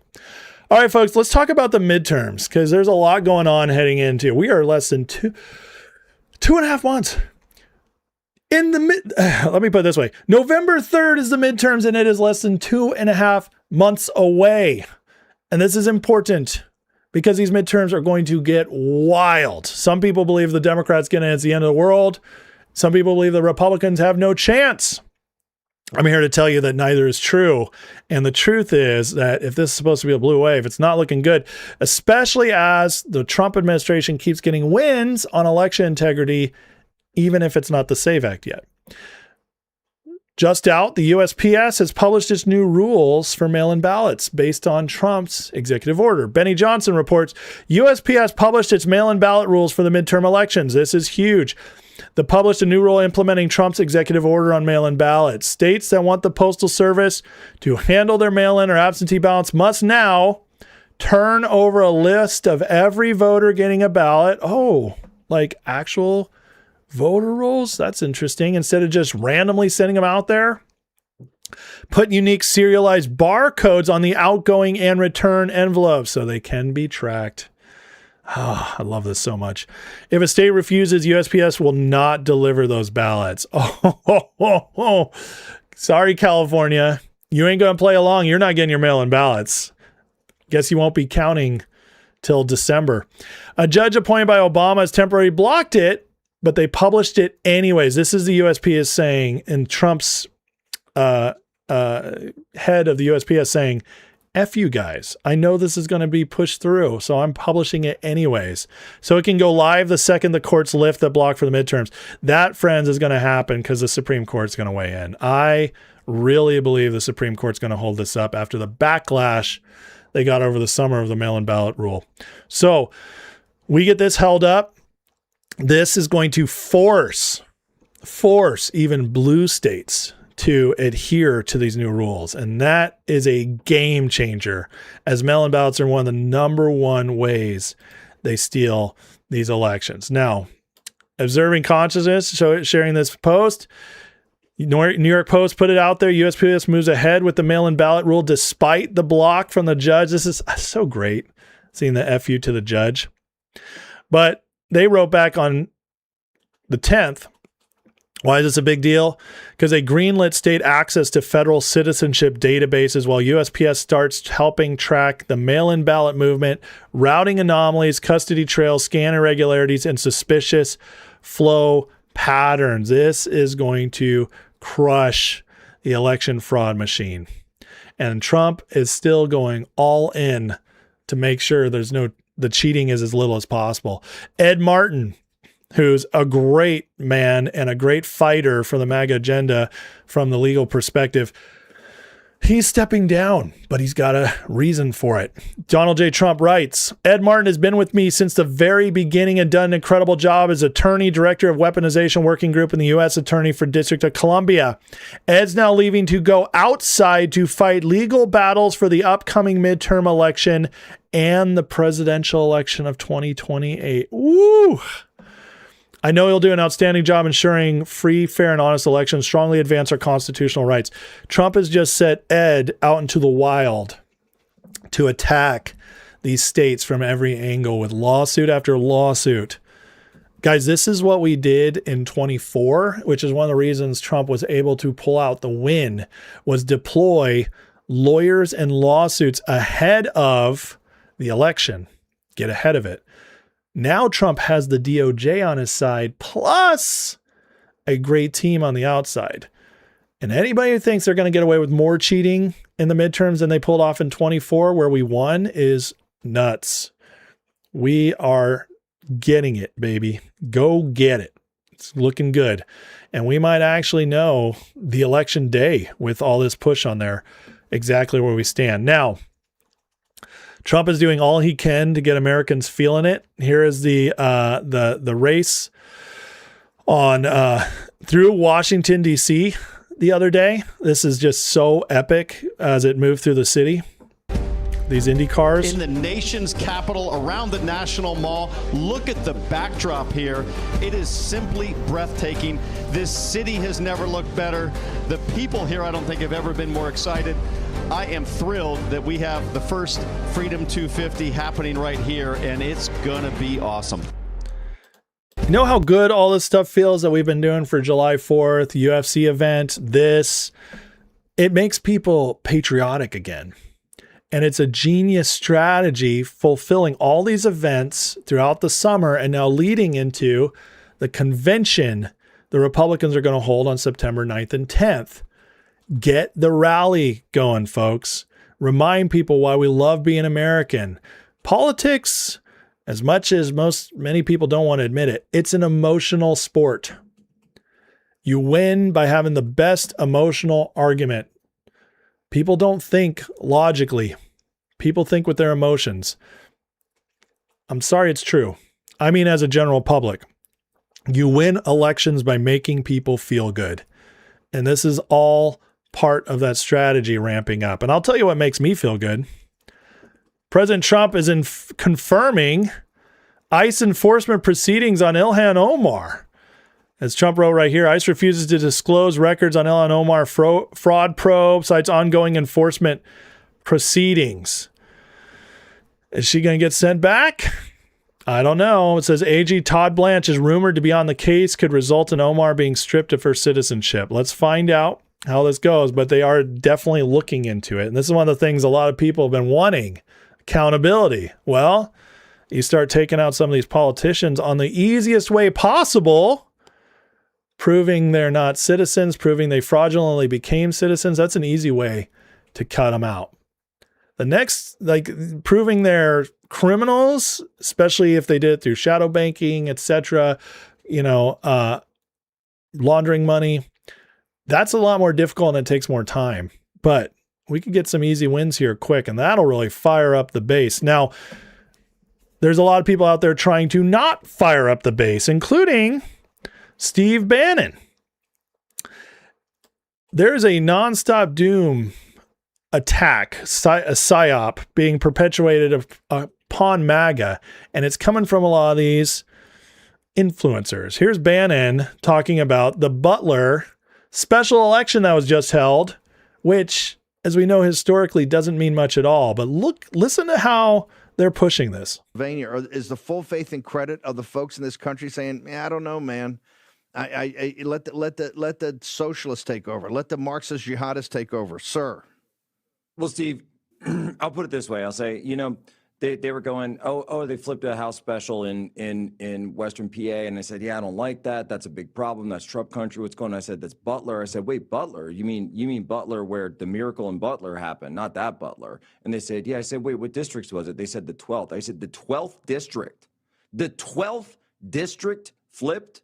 The 12th district used to be represented by Daryl Metcalf. And Daryl Metcalf, by the way, Steve, this is amazing. This is crazy. We're going to lose so hard. That's what they're pushing. Why? Well, this is a great post. This is FAGA. This seat is up for election November again. Nobody paid attention to this 2-month term. It's only a 2-month term.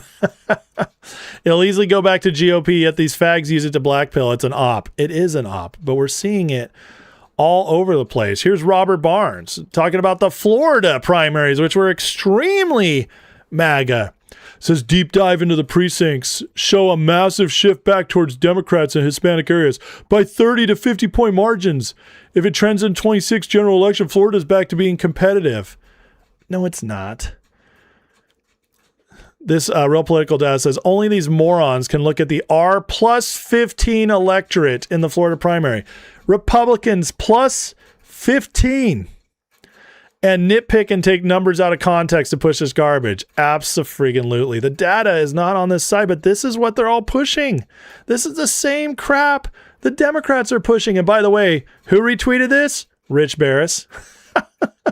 Why are they trying so hard to convince us that we're going to lose? Why? Ask yourself that. Maybe to discourage you and keep you home? Yeah. That's what a PSYOP is about, discourage you from getting involved. It says, while it's true Democrats on paper had good turnout in Miami, that's not the full story. Due to redistricting, caused a bunch of chaos for Democrats as several of their incumbents had to get into new seats and actually run competitive primaries. The real kicker is in the judge race that happened. Despite it being much more Democrat on paper in Miami, the Trump-aligned candidate actually won against an incumbent. That's what matters. See, facts matter. Not to Fat Boy here, but facts matter to other people. These areas might get closer. This hysteria misleading people off a cliff is getting old. It really, really, truly is. Especially when the Democrats are forced to defend this guy who is best friends with Abdul Sayed, the Senate candidate in Michigan. Here's Hassan Piker this last weekend mocking Charlie Kirk.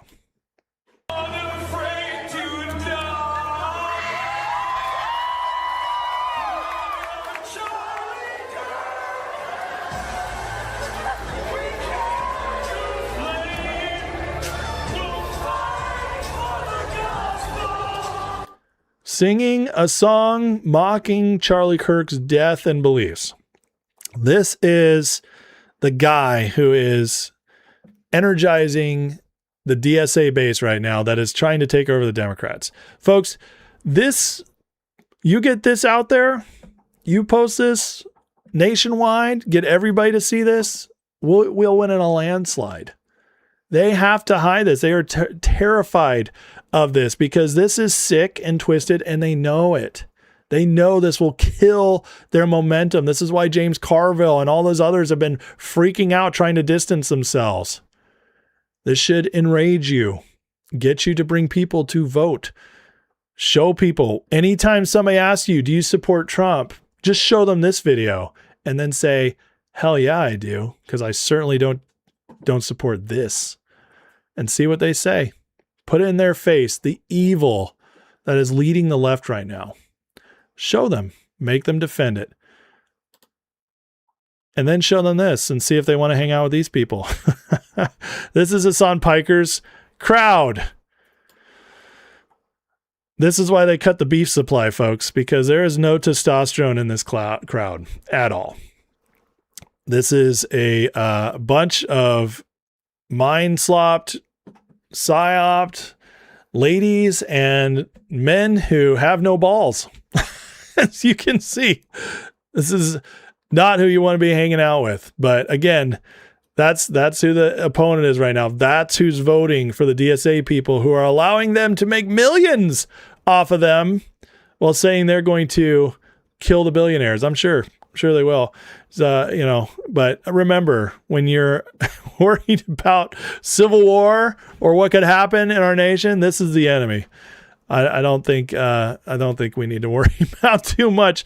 Now, we still, heading into this convention, haven't deployed the war chest of money that's about to be coming out. And that's with the polls not nearly as in favor of the Democrats as they need to be for them to be very confident about a win. Here's Trump on the money they've been building up. What races are you putting money into, sir? Well, I've raised a lot, and nobody knows what it is, but I will tell you it's about $850 million. And I'll be spending a lot of that money and my own money, but I'll be spending a lot of that money for candidates that I think are good, Republican candidates that I think are good. So when you add the $850 million to all of the other money that we've raised, we're in very good shape. $850 million. And then there's these guys raising money for the Republicans. By the way, this graphic should make you laugh. Republican mega donors outpace Democrats per Washington Post. Well, let's look at the mega donors. $1 billion to $400 million. So that's almost 2.5 times. Who's the one in blue? George Soros. All these other people are coming behind the Republicans. You know why? Because the Democrats gone full crazy. Listen, you don't have to like all these people, but you're going to want to like their money coming in to help our people win. And it helps to have the richest people of the world on your side. Just saying. Like them or not, it does. But what a wild graphic that the Washington Post publishes with George Soros as the only blue mega donor compared to all these on the Republican side, some of whom I like, some of whom I don't trust. But you know what? Again, I'll take their money.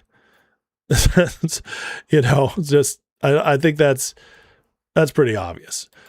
So with everything going on, Mike Johnson was asked about what's coming. And I got to say, Johnson, he kind of has to say this, but at the same time, he seems pretty comfy when he says it. Listen to this. Thousands more dollars in their pocket they didn't have to send to Washington, and we secured the border, restored American energy dominance, got back to the principle of peace through strength.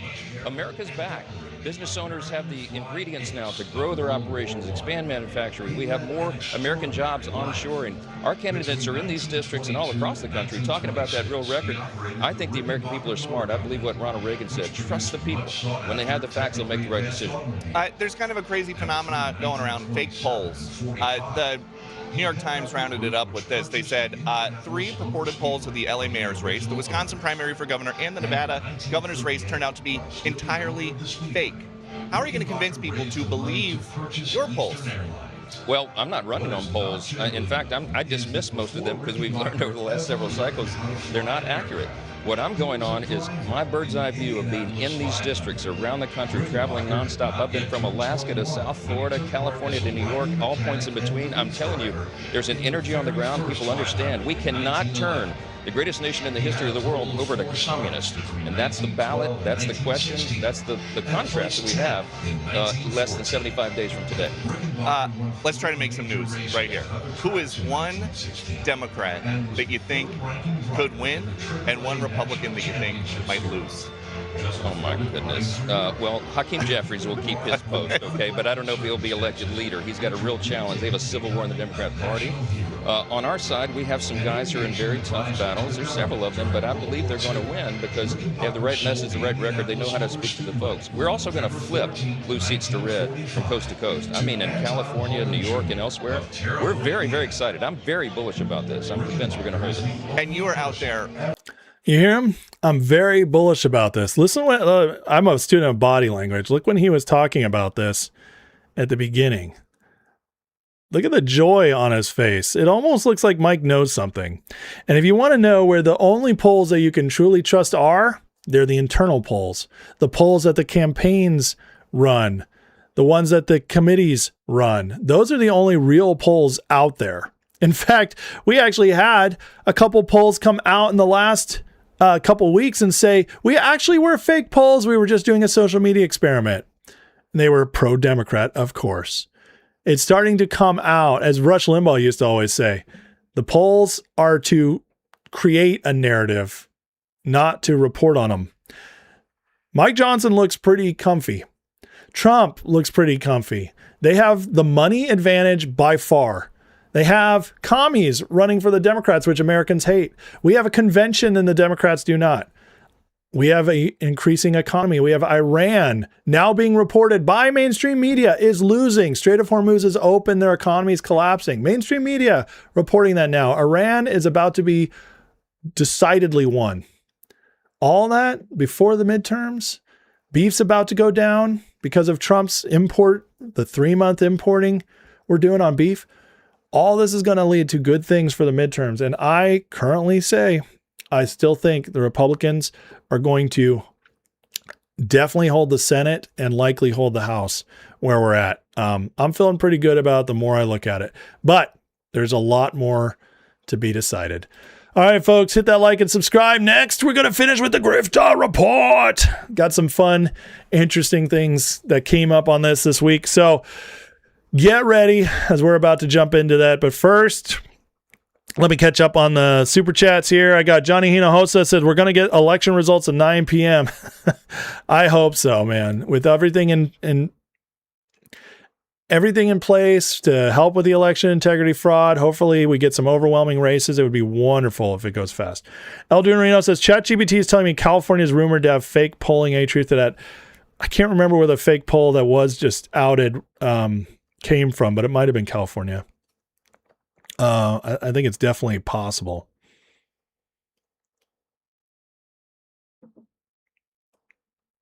Concerned about where Trump's campaign money is going. Mainstream media is my worry about all the money for commercials. We have the money. Where does it end up? That's my worry. I mean, it'll go, the campaign money will go to commercials, get out the vote operations, like going door to door. I mean, advertise. There's a lot of places where campaign money goes. So I don't know. I can't say everything that goes, but that's what they do. There's just all kinds of ways to push campaign money. If there's proof 2020 was stolen, can Trump run again? Listen, it's tough. The constitutional amendment after Roosevelt says that you can only win 2 terms. Trump won 2016 and served it, and then 24 and is serving it right now. So that'll mean he'll have served 2 terms. So even if 2020 is proven to be rigged, it still would go against the Constitution to give him a 3rd term. So I just don't see how it's going to happen. But I'm open to being wrong.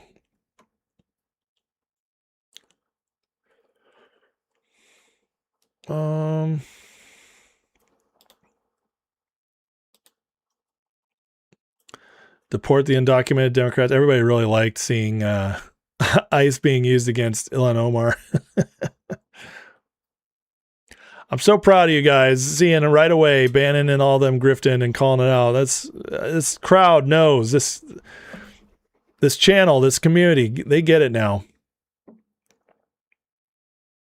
Ravi says, my theory on some of these people recently flipping is more sinister. Deep State knows it's on its last legs. I don't think they're taking chances with bribery. I mean, maybe not, but I think some of them were always assets and now they're just being deployed. That's one way I look at it. Yeah, redistricting is huge. It gave the Republicans a much higher floor, so they didn't have to win other ones over. Thoughts on Scott Jennings as press secretary? I don't think he'll do it. Did he get announced? I don't think so, right? If he's announced, that's crazy, but I'd be shocked because if he's press secretary, it means he's giving up a very lucrative gig he's got going on right now.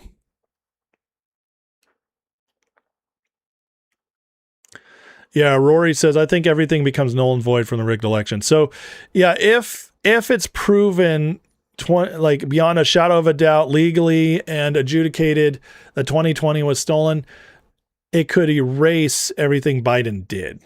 So, and I agree with you. The 4 years in between was one of the best things that could have happened so that Trump could bring in his current team with more Americans behind him this time.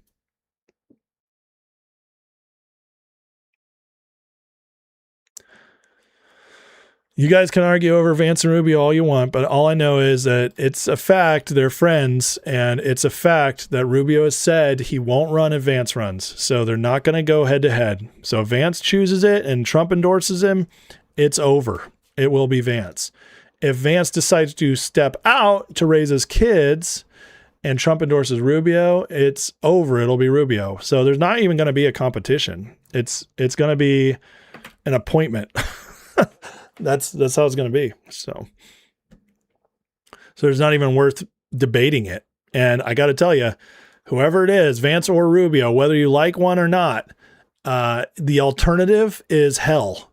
So we all got to get together and make sure it gets through. They get through. Have a pet theory. Biden 4 years was engineered. There's a lot of people who believe that. I don't necessarily believe it, but I'm open if there's more proof behind it. Yeah, you're right. 2020 still also allowed Congress to become more MAGA. That's true. And I mean, look how bad it still is, especially in the Senate. But it did help because of the couple years transition. Yep. Let him be president forever. I mean, see, this is the term limit problem, right? Everybody wants term limits so we can get rid of the bad eggs, which I completely understand. But you also forget that if you have term limits, you also lose the good ones.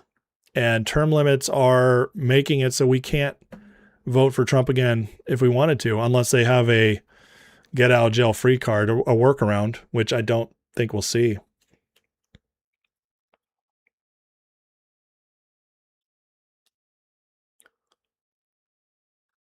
CNN hopes he doesn't take it. He's the only reason anybody watches CNN. Even Jennings. That's funny. That was very funny. All right, let's get into this. So yeah, politics is downstream of culture. We're winning. Absolutely.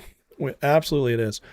So Senate MAGA by 28. I think Senate could be MAGA by 28, 32, or well, I'd say 30 at the latest. Yeah. We're already making big strides this year with the way the primaries went. All right, you guys ready? Let's do the Grifter Report. All right, guys. So, well, that's Violence says, so far term limits have cost us one good egg, Trump. Well, that's true, but that's because the presidency is the only place where there's term limits. So you can't apply the logic anywhere else because there's no term limits in the House, Senate, or Supreme Court. So yeah, it's only cost us one because there's only been one area where it is allowed. Beretta says we have term limits for upper and lower houses called elections. Trump said that the other day, and I kind of liked it. I really did. 5 Kids Bubby, $5 super chat says, how can retirees that never got a 401k make money and survive without welfare? It's tough. It's very tough. 5 kids. I don't have an answer for you. See,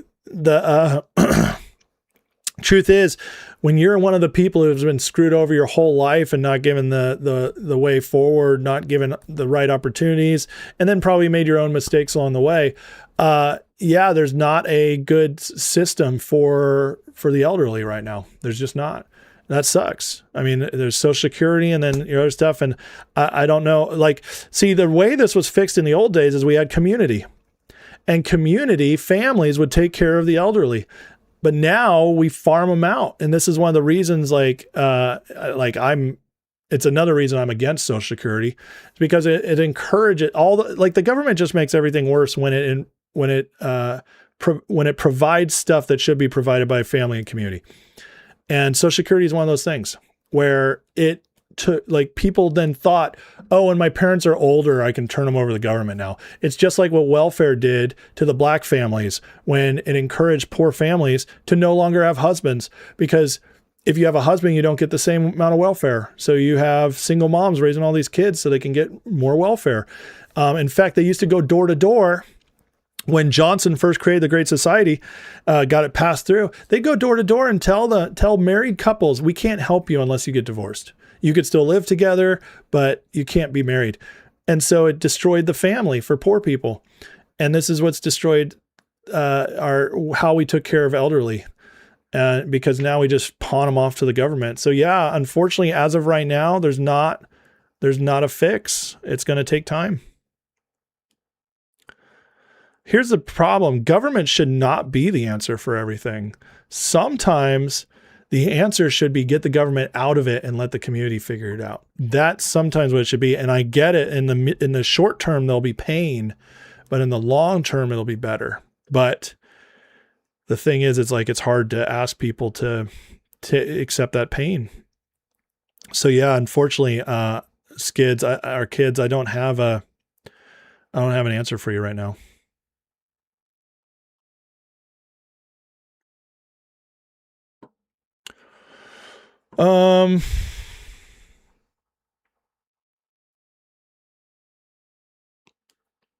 Yeah, we stay local, vote in your local elections, serve, all that stuff. So,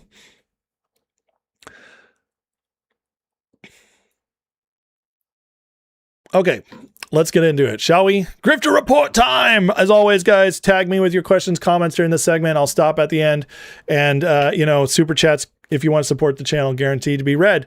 And also, if you want to become a member, if you really like this stuff, if you want to check out the members only content like what I did on Sunday, you can join the membership for free in the Patreon link in the description below. Try it out, see if you like it, get the members content, get into the Discord, see what you think. And the members only content, like I did live yesterday, an 1.5-hour show for members only. So you can become a part of that kind of stuff. All right, Grifter report time. Sometimes I miss when I did shows at night. And the reason why I sometimes miss when I did a show at night is because sometimes something awesome happens in the evening. And on Friday night, Trump blasted this Truth Social post where he goes after Fagaland, Podcastistan, the grifters, and it's just so beautiful. Tucker Carlson just met with lightweight former Congressman Thomas Massie and Marjorie Taylor Greene, losers all. Tucker's views, quote unquote, have fallen through the floor and will only get worse. Nobody cares about him any longer, and that he's become totally irrelevant and happens to be surprisingly a very low IQ individual. He could barely get out of college, and maybe he didn't, but only really dumb people can't make it through that wonderful 4-year time in life. This is peak Trump right here. I love this so much. This is peak. Tucker wants to run for political office, but he should be required to take a cognitive test. He's got no chance, but could probably take a couple of points away from whatever the Republican ticket happens to be. Tucker's a loser and always has been. Marjorie Taylor Brown, because green turns to brown under stress. A highly neurotic young woman went from ultra-conservative to a liberal fool, all in a matter of weeks because I refused to return her phone calls. Not because I didn't like her, just because I had no time. She was way down in the polls in Georgia because I took away my endorsement and would have had no chance of winning. So she, just like everybody else, quit. Thomas Massie has turned out to be a failed politician and a real jerk. All caps. He thought it was really wonderful to vote no on everything, no matter how good, strong, or proper the legislation would be. What a team this would be. 3 losers in a pocket full of change. This is unbelievable. The only chance they have is to join the radical left Democrats and try breaking into the primary system. To all of them, I say, praise be to Allah. Oh my God. This is one of my favorite Trump posts of all time. This is unbelievable. It's just so perfect. It's so much everything I feel I want to say like to these people. It just makes me so happy that our president is not that far behind those of us who are his biggest supporters. It's a wonderful, wonderful thing. And it shows just how these people have completely lost the plot. And to hear Trump call it out was amazing. And this was me Friday night, pretty much in my bed, just reading his post. I'm not afraid to admit it. I don't know how they got my picture, but that's what I just tend to do is sit around in a Wolverine costume with my MAGA hat on, reading Trump's posts lovingly.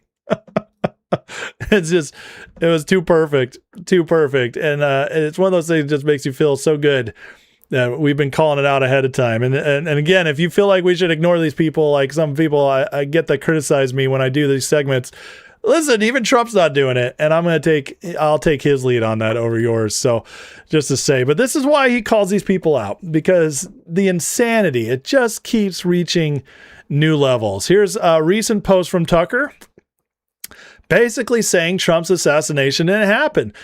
They're now telling us Trump was the target of an assassination attempt by a guy with a man pad, a surface-to-air missile inside the security perimeter in Ankara, Turkey during the NATO summit. That's not true. That's factually untrue, and they'll lie about it. Oh, you don't have the intel. Well, actually, some of us have called around. Untrue. You called around?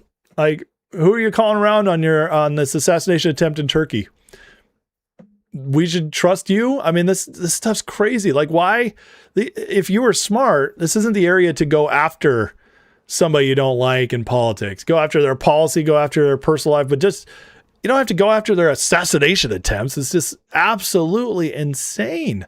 I mean, but we're seeing a lot of this stuff. And I mean, remember Massey? Well, he's still out there just tweeting nonsense. I mean, here's a recent one from him going after Trump, of course. Whether it's called a dictatorship, monarchy, a republic, whether the executive is a mayor, governor, or president, regardless of the written law, government is just whatever those who are governed will let those in office get away with. Okay, fair enough, Massey. Not the worst post I've seen from you, but again, we're waiting on stuff from you. Where's the promises? Where's the secret Epstein names? Where are you doing anything at all? But of course he's not, because he doesn't have anything. He's just going to keep attacking Trump and keep just writing basic nonsense to get the libertarians be like, that's right. Yeah. Thomas Massey's our guy. This stuff is so dumb and it's such grandstanding. I'm the moral superior. That's all he's trying to convince everybody of. It's insane. It's so freaking crazy. And it drives me bonkers, but I'm at the point now where I kind of enjoy it because it does make me laugh. It's always good for a laugh, and who's good for a laugh is Candace, who so I don't know if you guys have been following this story of Lindsay Clancy. It's one of the most horrific stories you'll ever hear of, where a woman just killed her 3 children, killed her young children. And the crazy part is we are seeing women all over the nation, especially left-wing women, support her as if like this is a terrible thing that happened to her when she killed her 3 children brutally, I might add. I'm not going to go into the details because I don't like to think about it. But here's Sneeko, a Candace Owens fan and one of the biggest influencers in the middle leftish area, and who says he's MAGA, but he's definitely not. Here's him talking about the whole Lindsay Clancy thing, and then listening to what Candace had to say. Tried to get her husband out of the house by sending him to pick up medicine for one of their children and dinner for the family. So it was premeditated. This is premeditated murder of her children. Yep, he's right. They have also questioned the seriousness of her suicide attempt, jumping out of the window. Weird thing about American Western values, they're going to say, oh, look, she's innocent because she's mentally ill. Anybody who strangles 3 of her children is mentally ill. Does that make her innocent of the crime? What's this? He's right. I agree. I made my thoughts clear on All right, this. here's the Candace. moment that she was arrested, the moment that it made the news. Lindsay Clancy is obviously not guilty. There are a fleet of doctors who should be imprisoned for what they. So Candace Owens jumps on to defend the woman who's killed her 3 children in cold blood. Defend her. Not guilty. Right after Sneako just ranted about this. By the way, Sneako's in the Candace network. The best part is still coming as Sneako has to respond to Candace Owens going directly against what he just said. They put her on. I regularly speak out against Big Pharma. They get away with murder all the time. And in this case, they are getting away with the murder of really her 3 children, but also completely destroyed her life. When Lindsay Clancy, in my opinion, is not guilty. She was put into an intentional psychosis when she probably just needed to give her kids away for a weekend to get better. But they constantly give you these drugs that do not make things better. And the cocktail of 10 pharmaceuticals that she was on is absolute madness. Absolute madness. I made my thoughts clear on this. Stunned silence.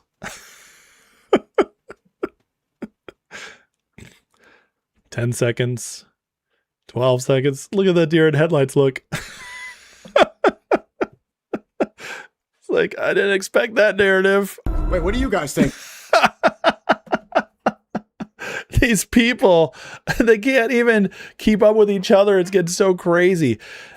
And by the way, if Candace is supporting that woman and you still trust Candace on the Charlie Kirk stuff, how do you not see it yet? How do you not see how psychopathic Candace Owens is at this point? She's insane. And this is like way more obvious than the Charlie stuff, but even though that's pretty obvious at this point. Now here's Asmongold, based Asmongold, going after Candace, which just makes me so happy. Because, again, Asmon has the pulse of the average person in America. By the way, this really comes as no surprise to anyone, but Candace Owens, here we go. Let's see if there's a longer clip for it. Okay. We'll skip ahead because we already watched what she said.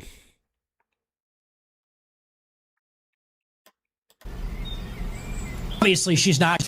I see Candace. She says, obviously, she's not guilty. It's Big Pharma. It's Big Pharma. Have you lost your fucking mind? I literally right cannot again about even Candace. imagine. There are stories of mothers who will lift up a wreckage of a car to save their children trapped underneath. Women will die. Mothers will die for their children. They'll kill to avenge their murdered children. And this... By the way, I'm having a very meta moment here as I'm watching a guy watching a guy. Welcome to modern content, folks. Forgive me. psycho holds down her 3 babies, strangles them to death. You're a mother yourself, you sick bitch. You're a... Nick went nuts. All right, to Asmon. Candace is gone.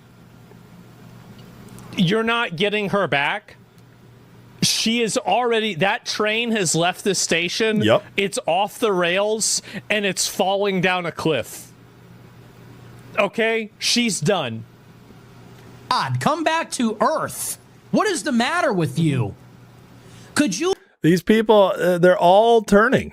It's like they're losing it all. Nick went on and on, so this was a lot of Asmongold watching this. But the point remains, folks. They've lost the plot, okay? And when they double down on insane, the longer they do it, the worse it gets, the more people are going to wake up to it. Thank God for that, too. Now, it's not funny obviously the whole Lindsay Clancy thing, it's horrific. It's one of the saddest stories going on right now.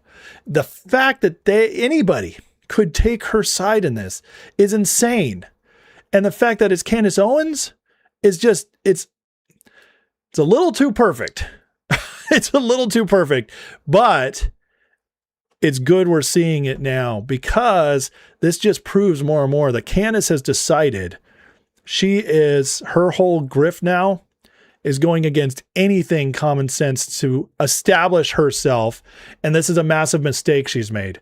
If she wanted to gain, after the abomination of that debate, after her whole story falling apart, as the defense won't even defend Tyler for against killing Charlie anymore, the evidence is so overwhelming. As her stuff's falling apart, she had an opportunity to maybe gain some credibility right now by taking the sane side in all of this.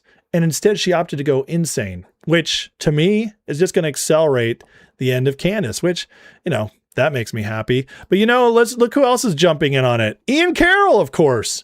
See, Sneeko didn't get the memo ahead of time, and that's why he was so shocked. But Ian Carroll jumping in on it.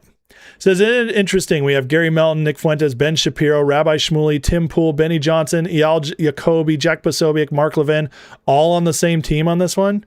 You mean because the woman killed her kids? And Nick Fuentes replied, yeah, murdering your own children is wrong. It's that simple. It's that simple, folks. It really is. And the fact they're trying to make something out of this is crazy. And Spencer Pratt had a great little breakdown here. It's 10 minutes, so I'm just going to play the first couple minutes. But here's Spencer Pratt giving us some sanity on the whole Lindsay Clancy issue. The internet was a mistake. We have officially broken bad. Recently, a married mother of 3 young children was grappling with postpartum psychosis. Not just depression, but psychosis. She was committed to a psych ward for a brief stay, but she lied her way out of it and made her way back home. When her husband left the house to go get food, she took her 3 young babies into the basement, lined them up, and one by one, wrapped an exercise band around their neck and strangled them to death. Now, strangulation is very difficult, even with a toddler. It takes a lot of force and a lot of time. It's a very intimate way to kill somebody, which is probably why she turned the kids face down as she did it. She didn't have to watch the life drain out of their panicked eyes as she choked them out. It takes about 3 to 5 minutes to choke a toddler to death, so the third child had to stand there and watch their siblings die for about 10 minutes before it was their turn. After Mama had finished killing all of her kids, she promptly went upstairs, slashed her own wrist, jumped out the second floor window to off herself. Well, the snow outside cushioned her fall, the cold slowed her vitals, so she merely fractured her spine, paralyzing her, but she ultimately survived. When her husband came home with dinner, he called out for the kids and his wife. Nobody answered. He went upstairs thinking maybe she was bathing the kids. When he got to the bedroom, he saw blood splattered everywhere and the window wide open. To his horror, he saw his wife on the ground outside paralyzed. He asked where the kids were, and his heart sank when she murmured, "In the basement." He was on the phone with 911. Folks, this is a prime example of the mind F's we're dealing with out there.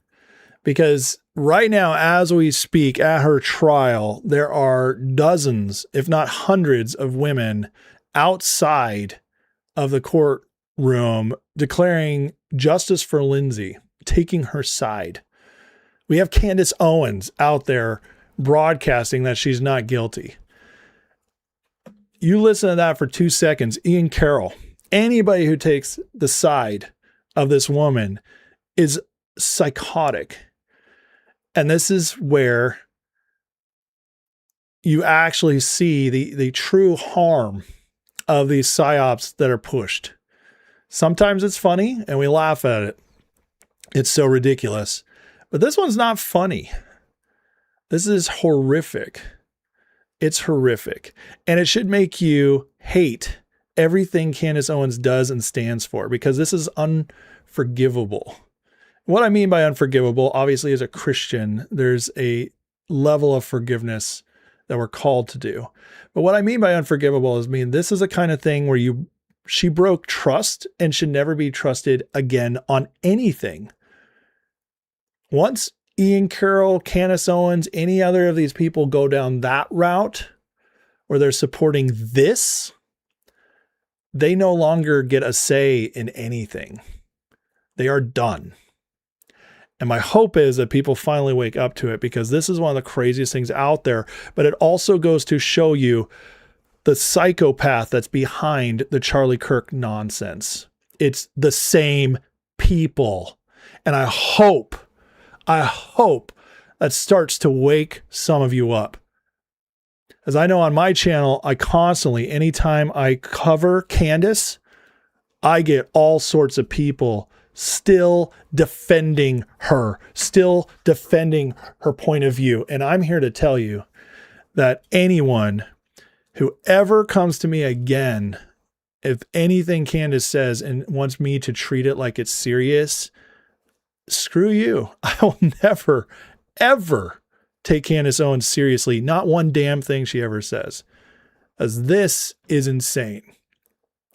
And it's very interesting, the people taking that route. Some things, guys, are non-negotiable. And this is one of those that's non-negotiable. We don't play games with this stuff. This is monstrosity, horror in real life. It doesn't get worse than this. And so if you're still supporting Candace Owens, you have a real problem, because you're supporting an absolute monster.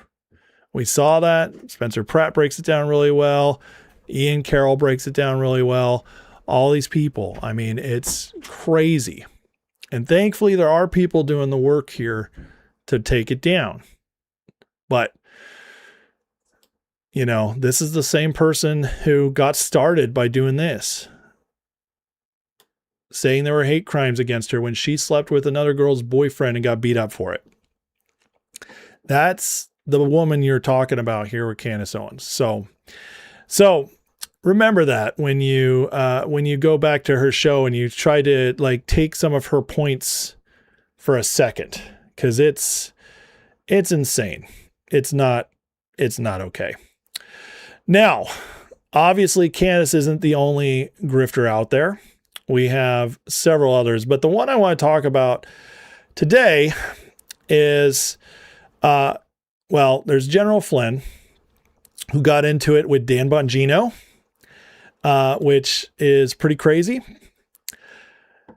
Dan Bongino call him out. General Flynn, disagreements don't always equate to a grift. He agreed. I totally agreed.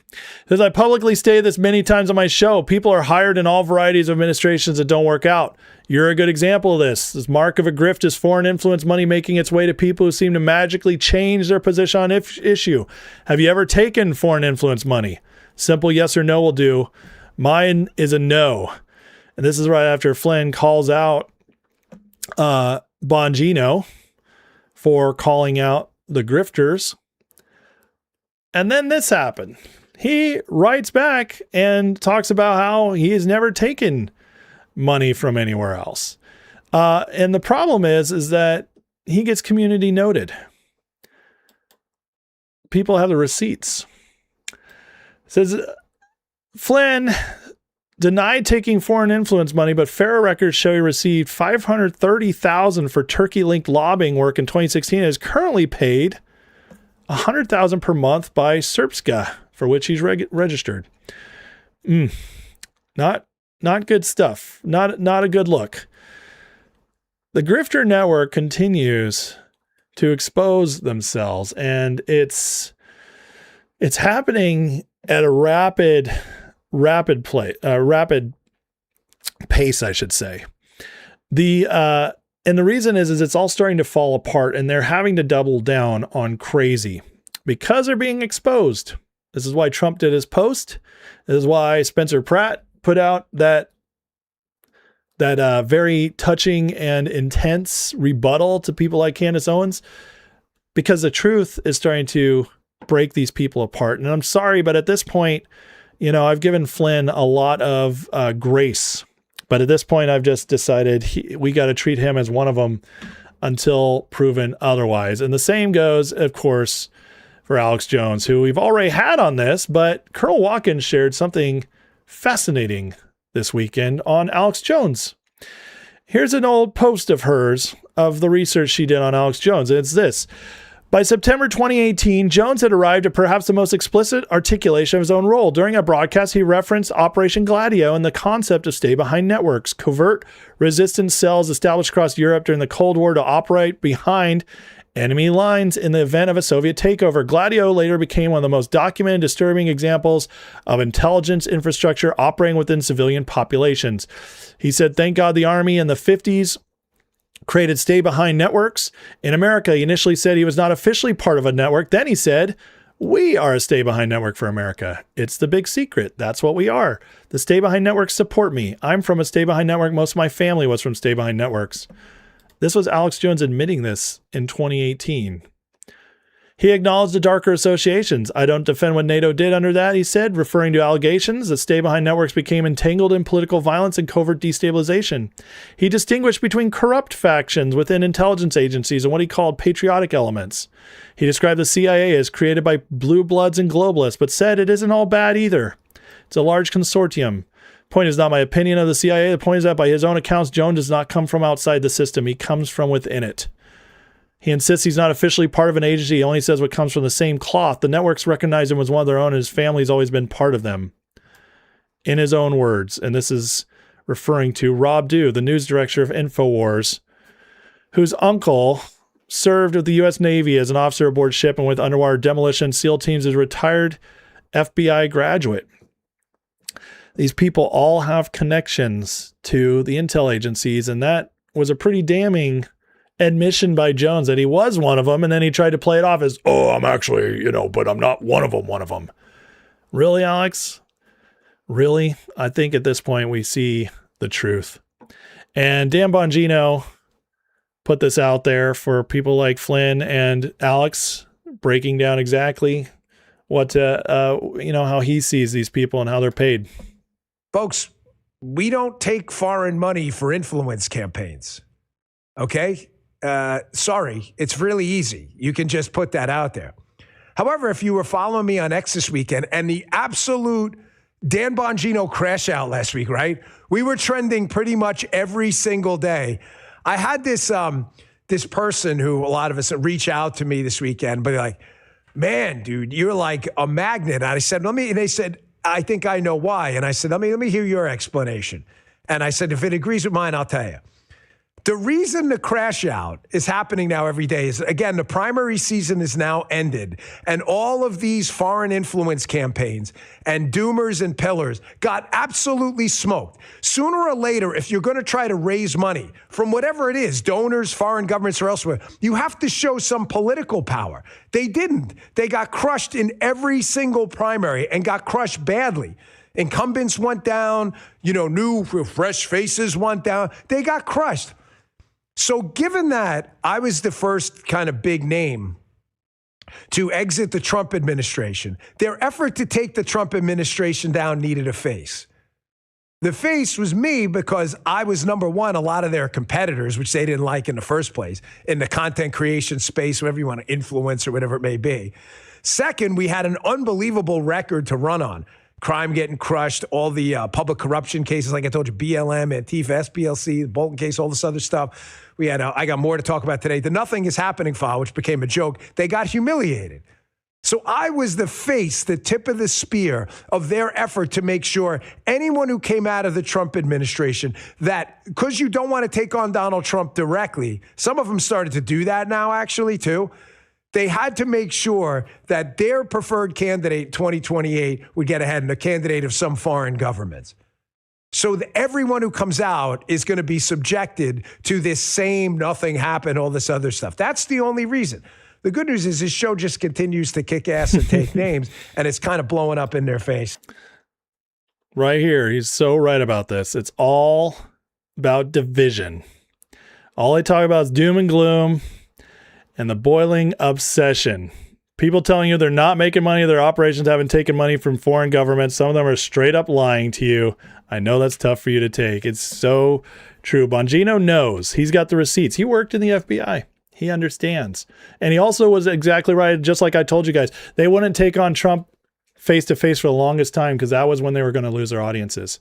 And that started happening, but they had to because it got to the point where they were losing so much influence and they're falling so far behind. They had to go throw the Hail Mary and go after Trump directly. And that's where we're at now.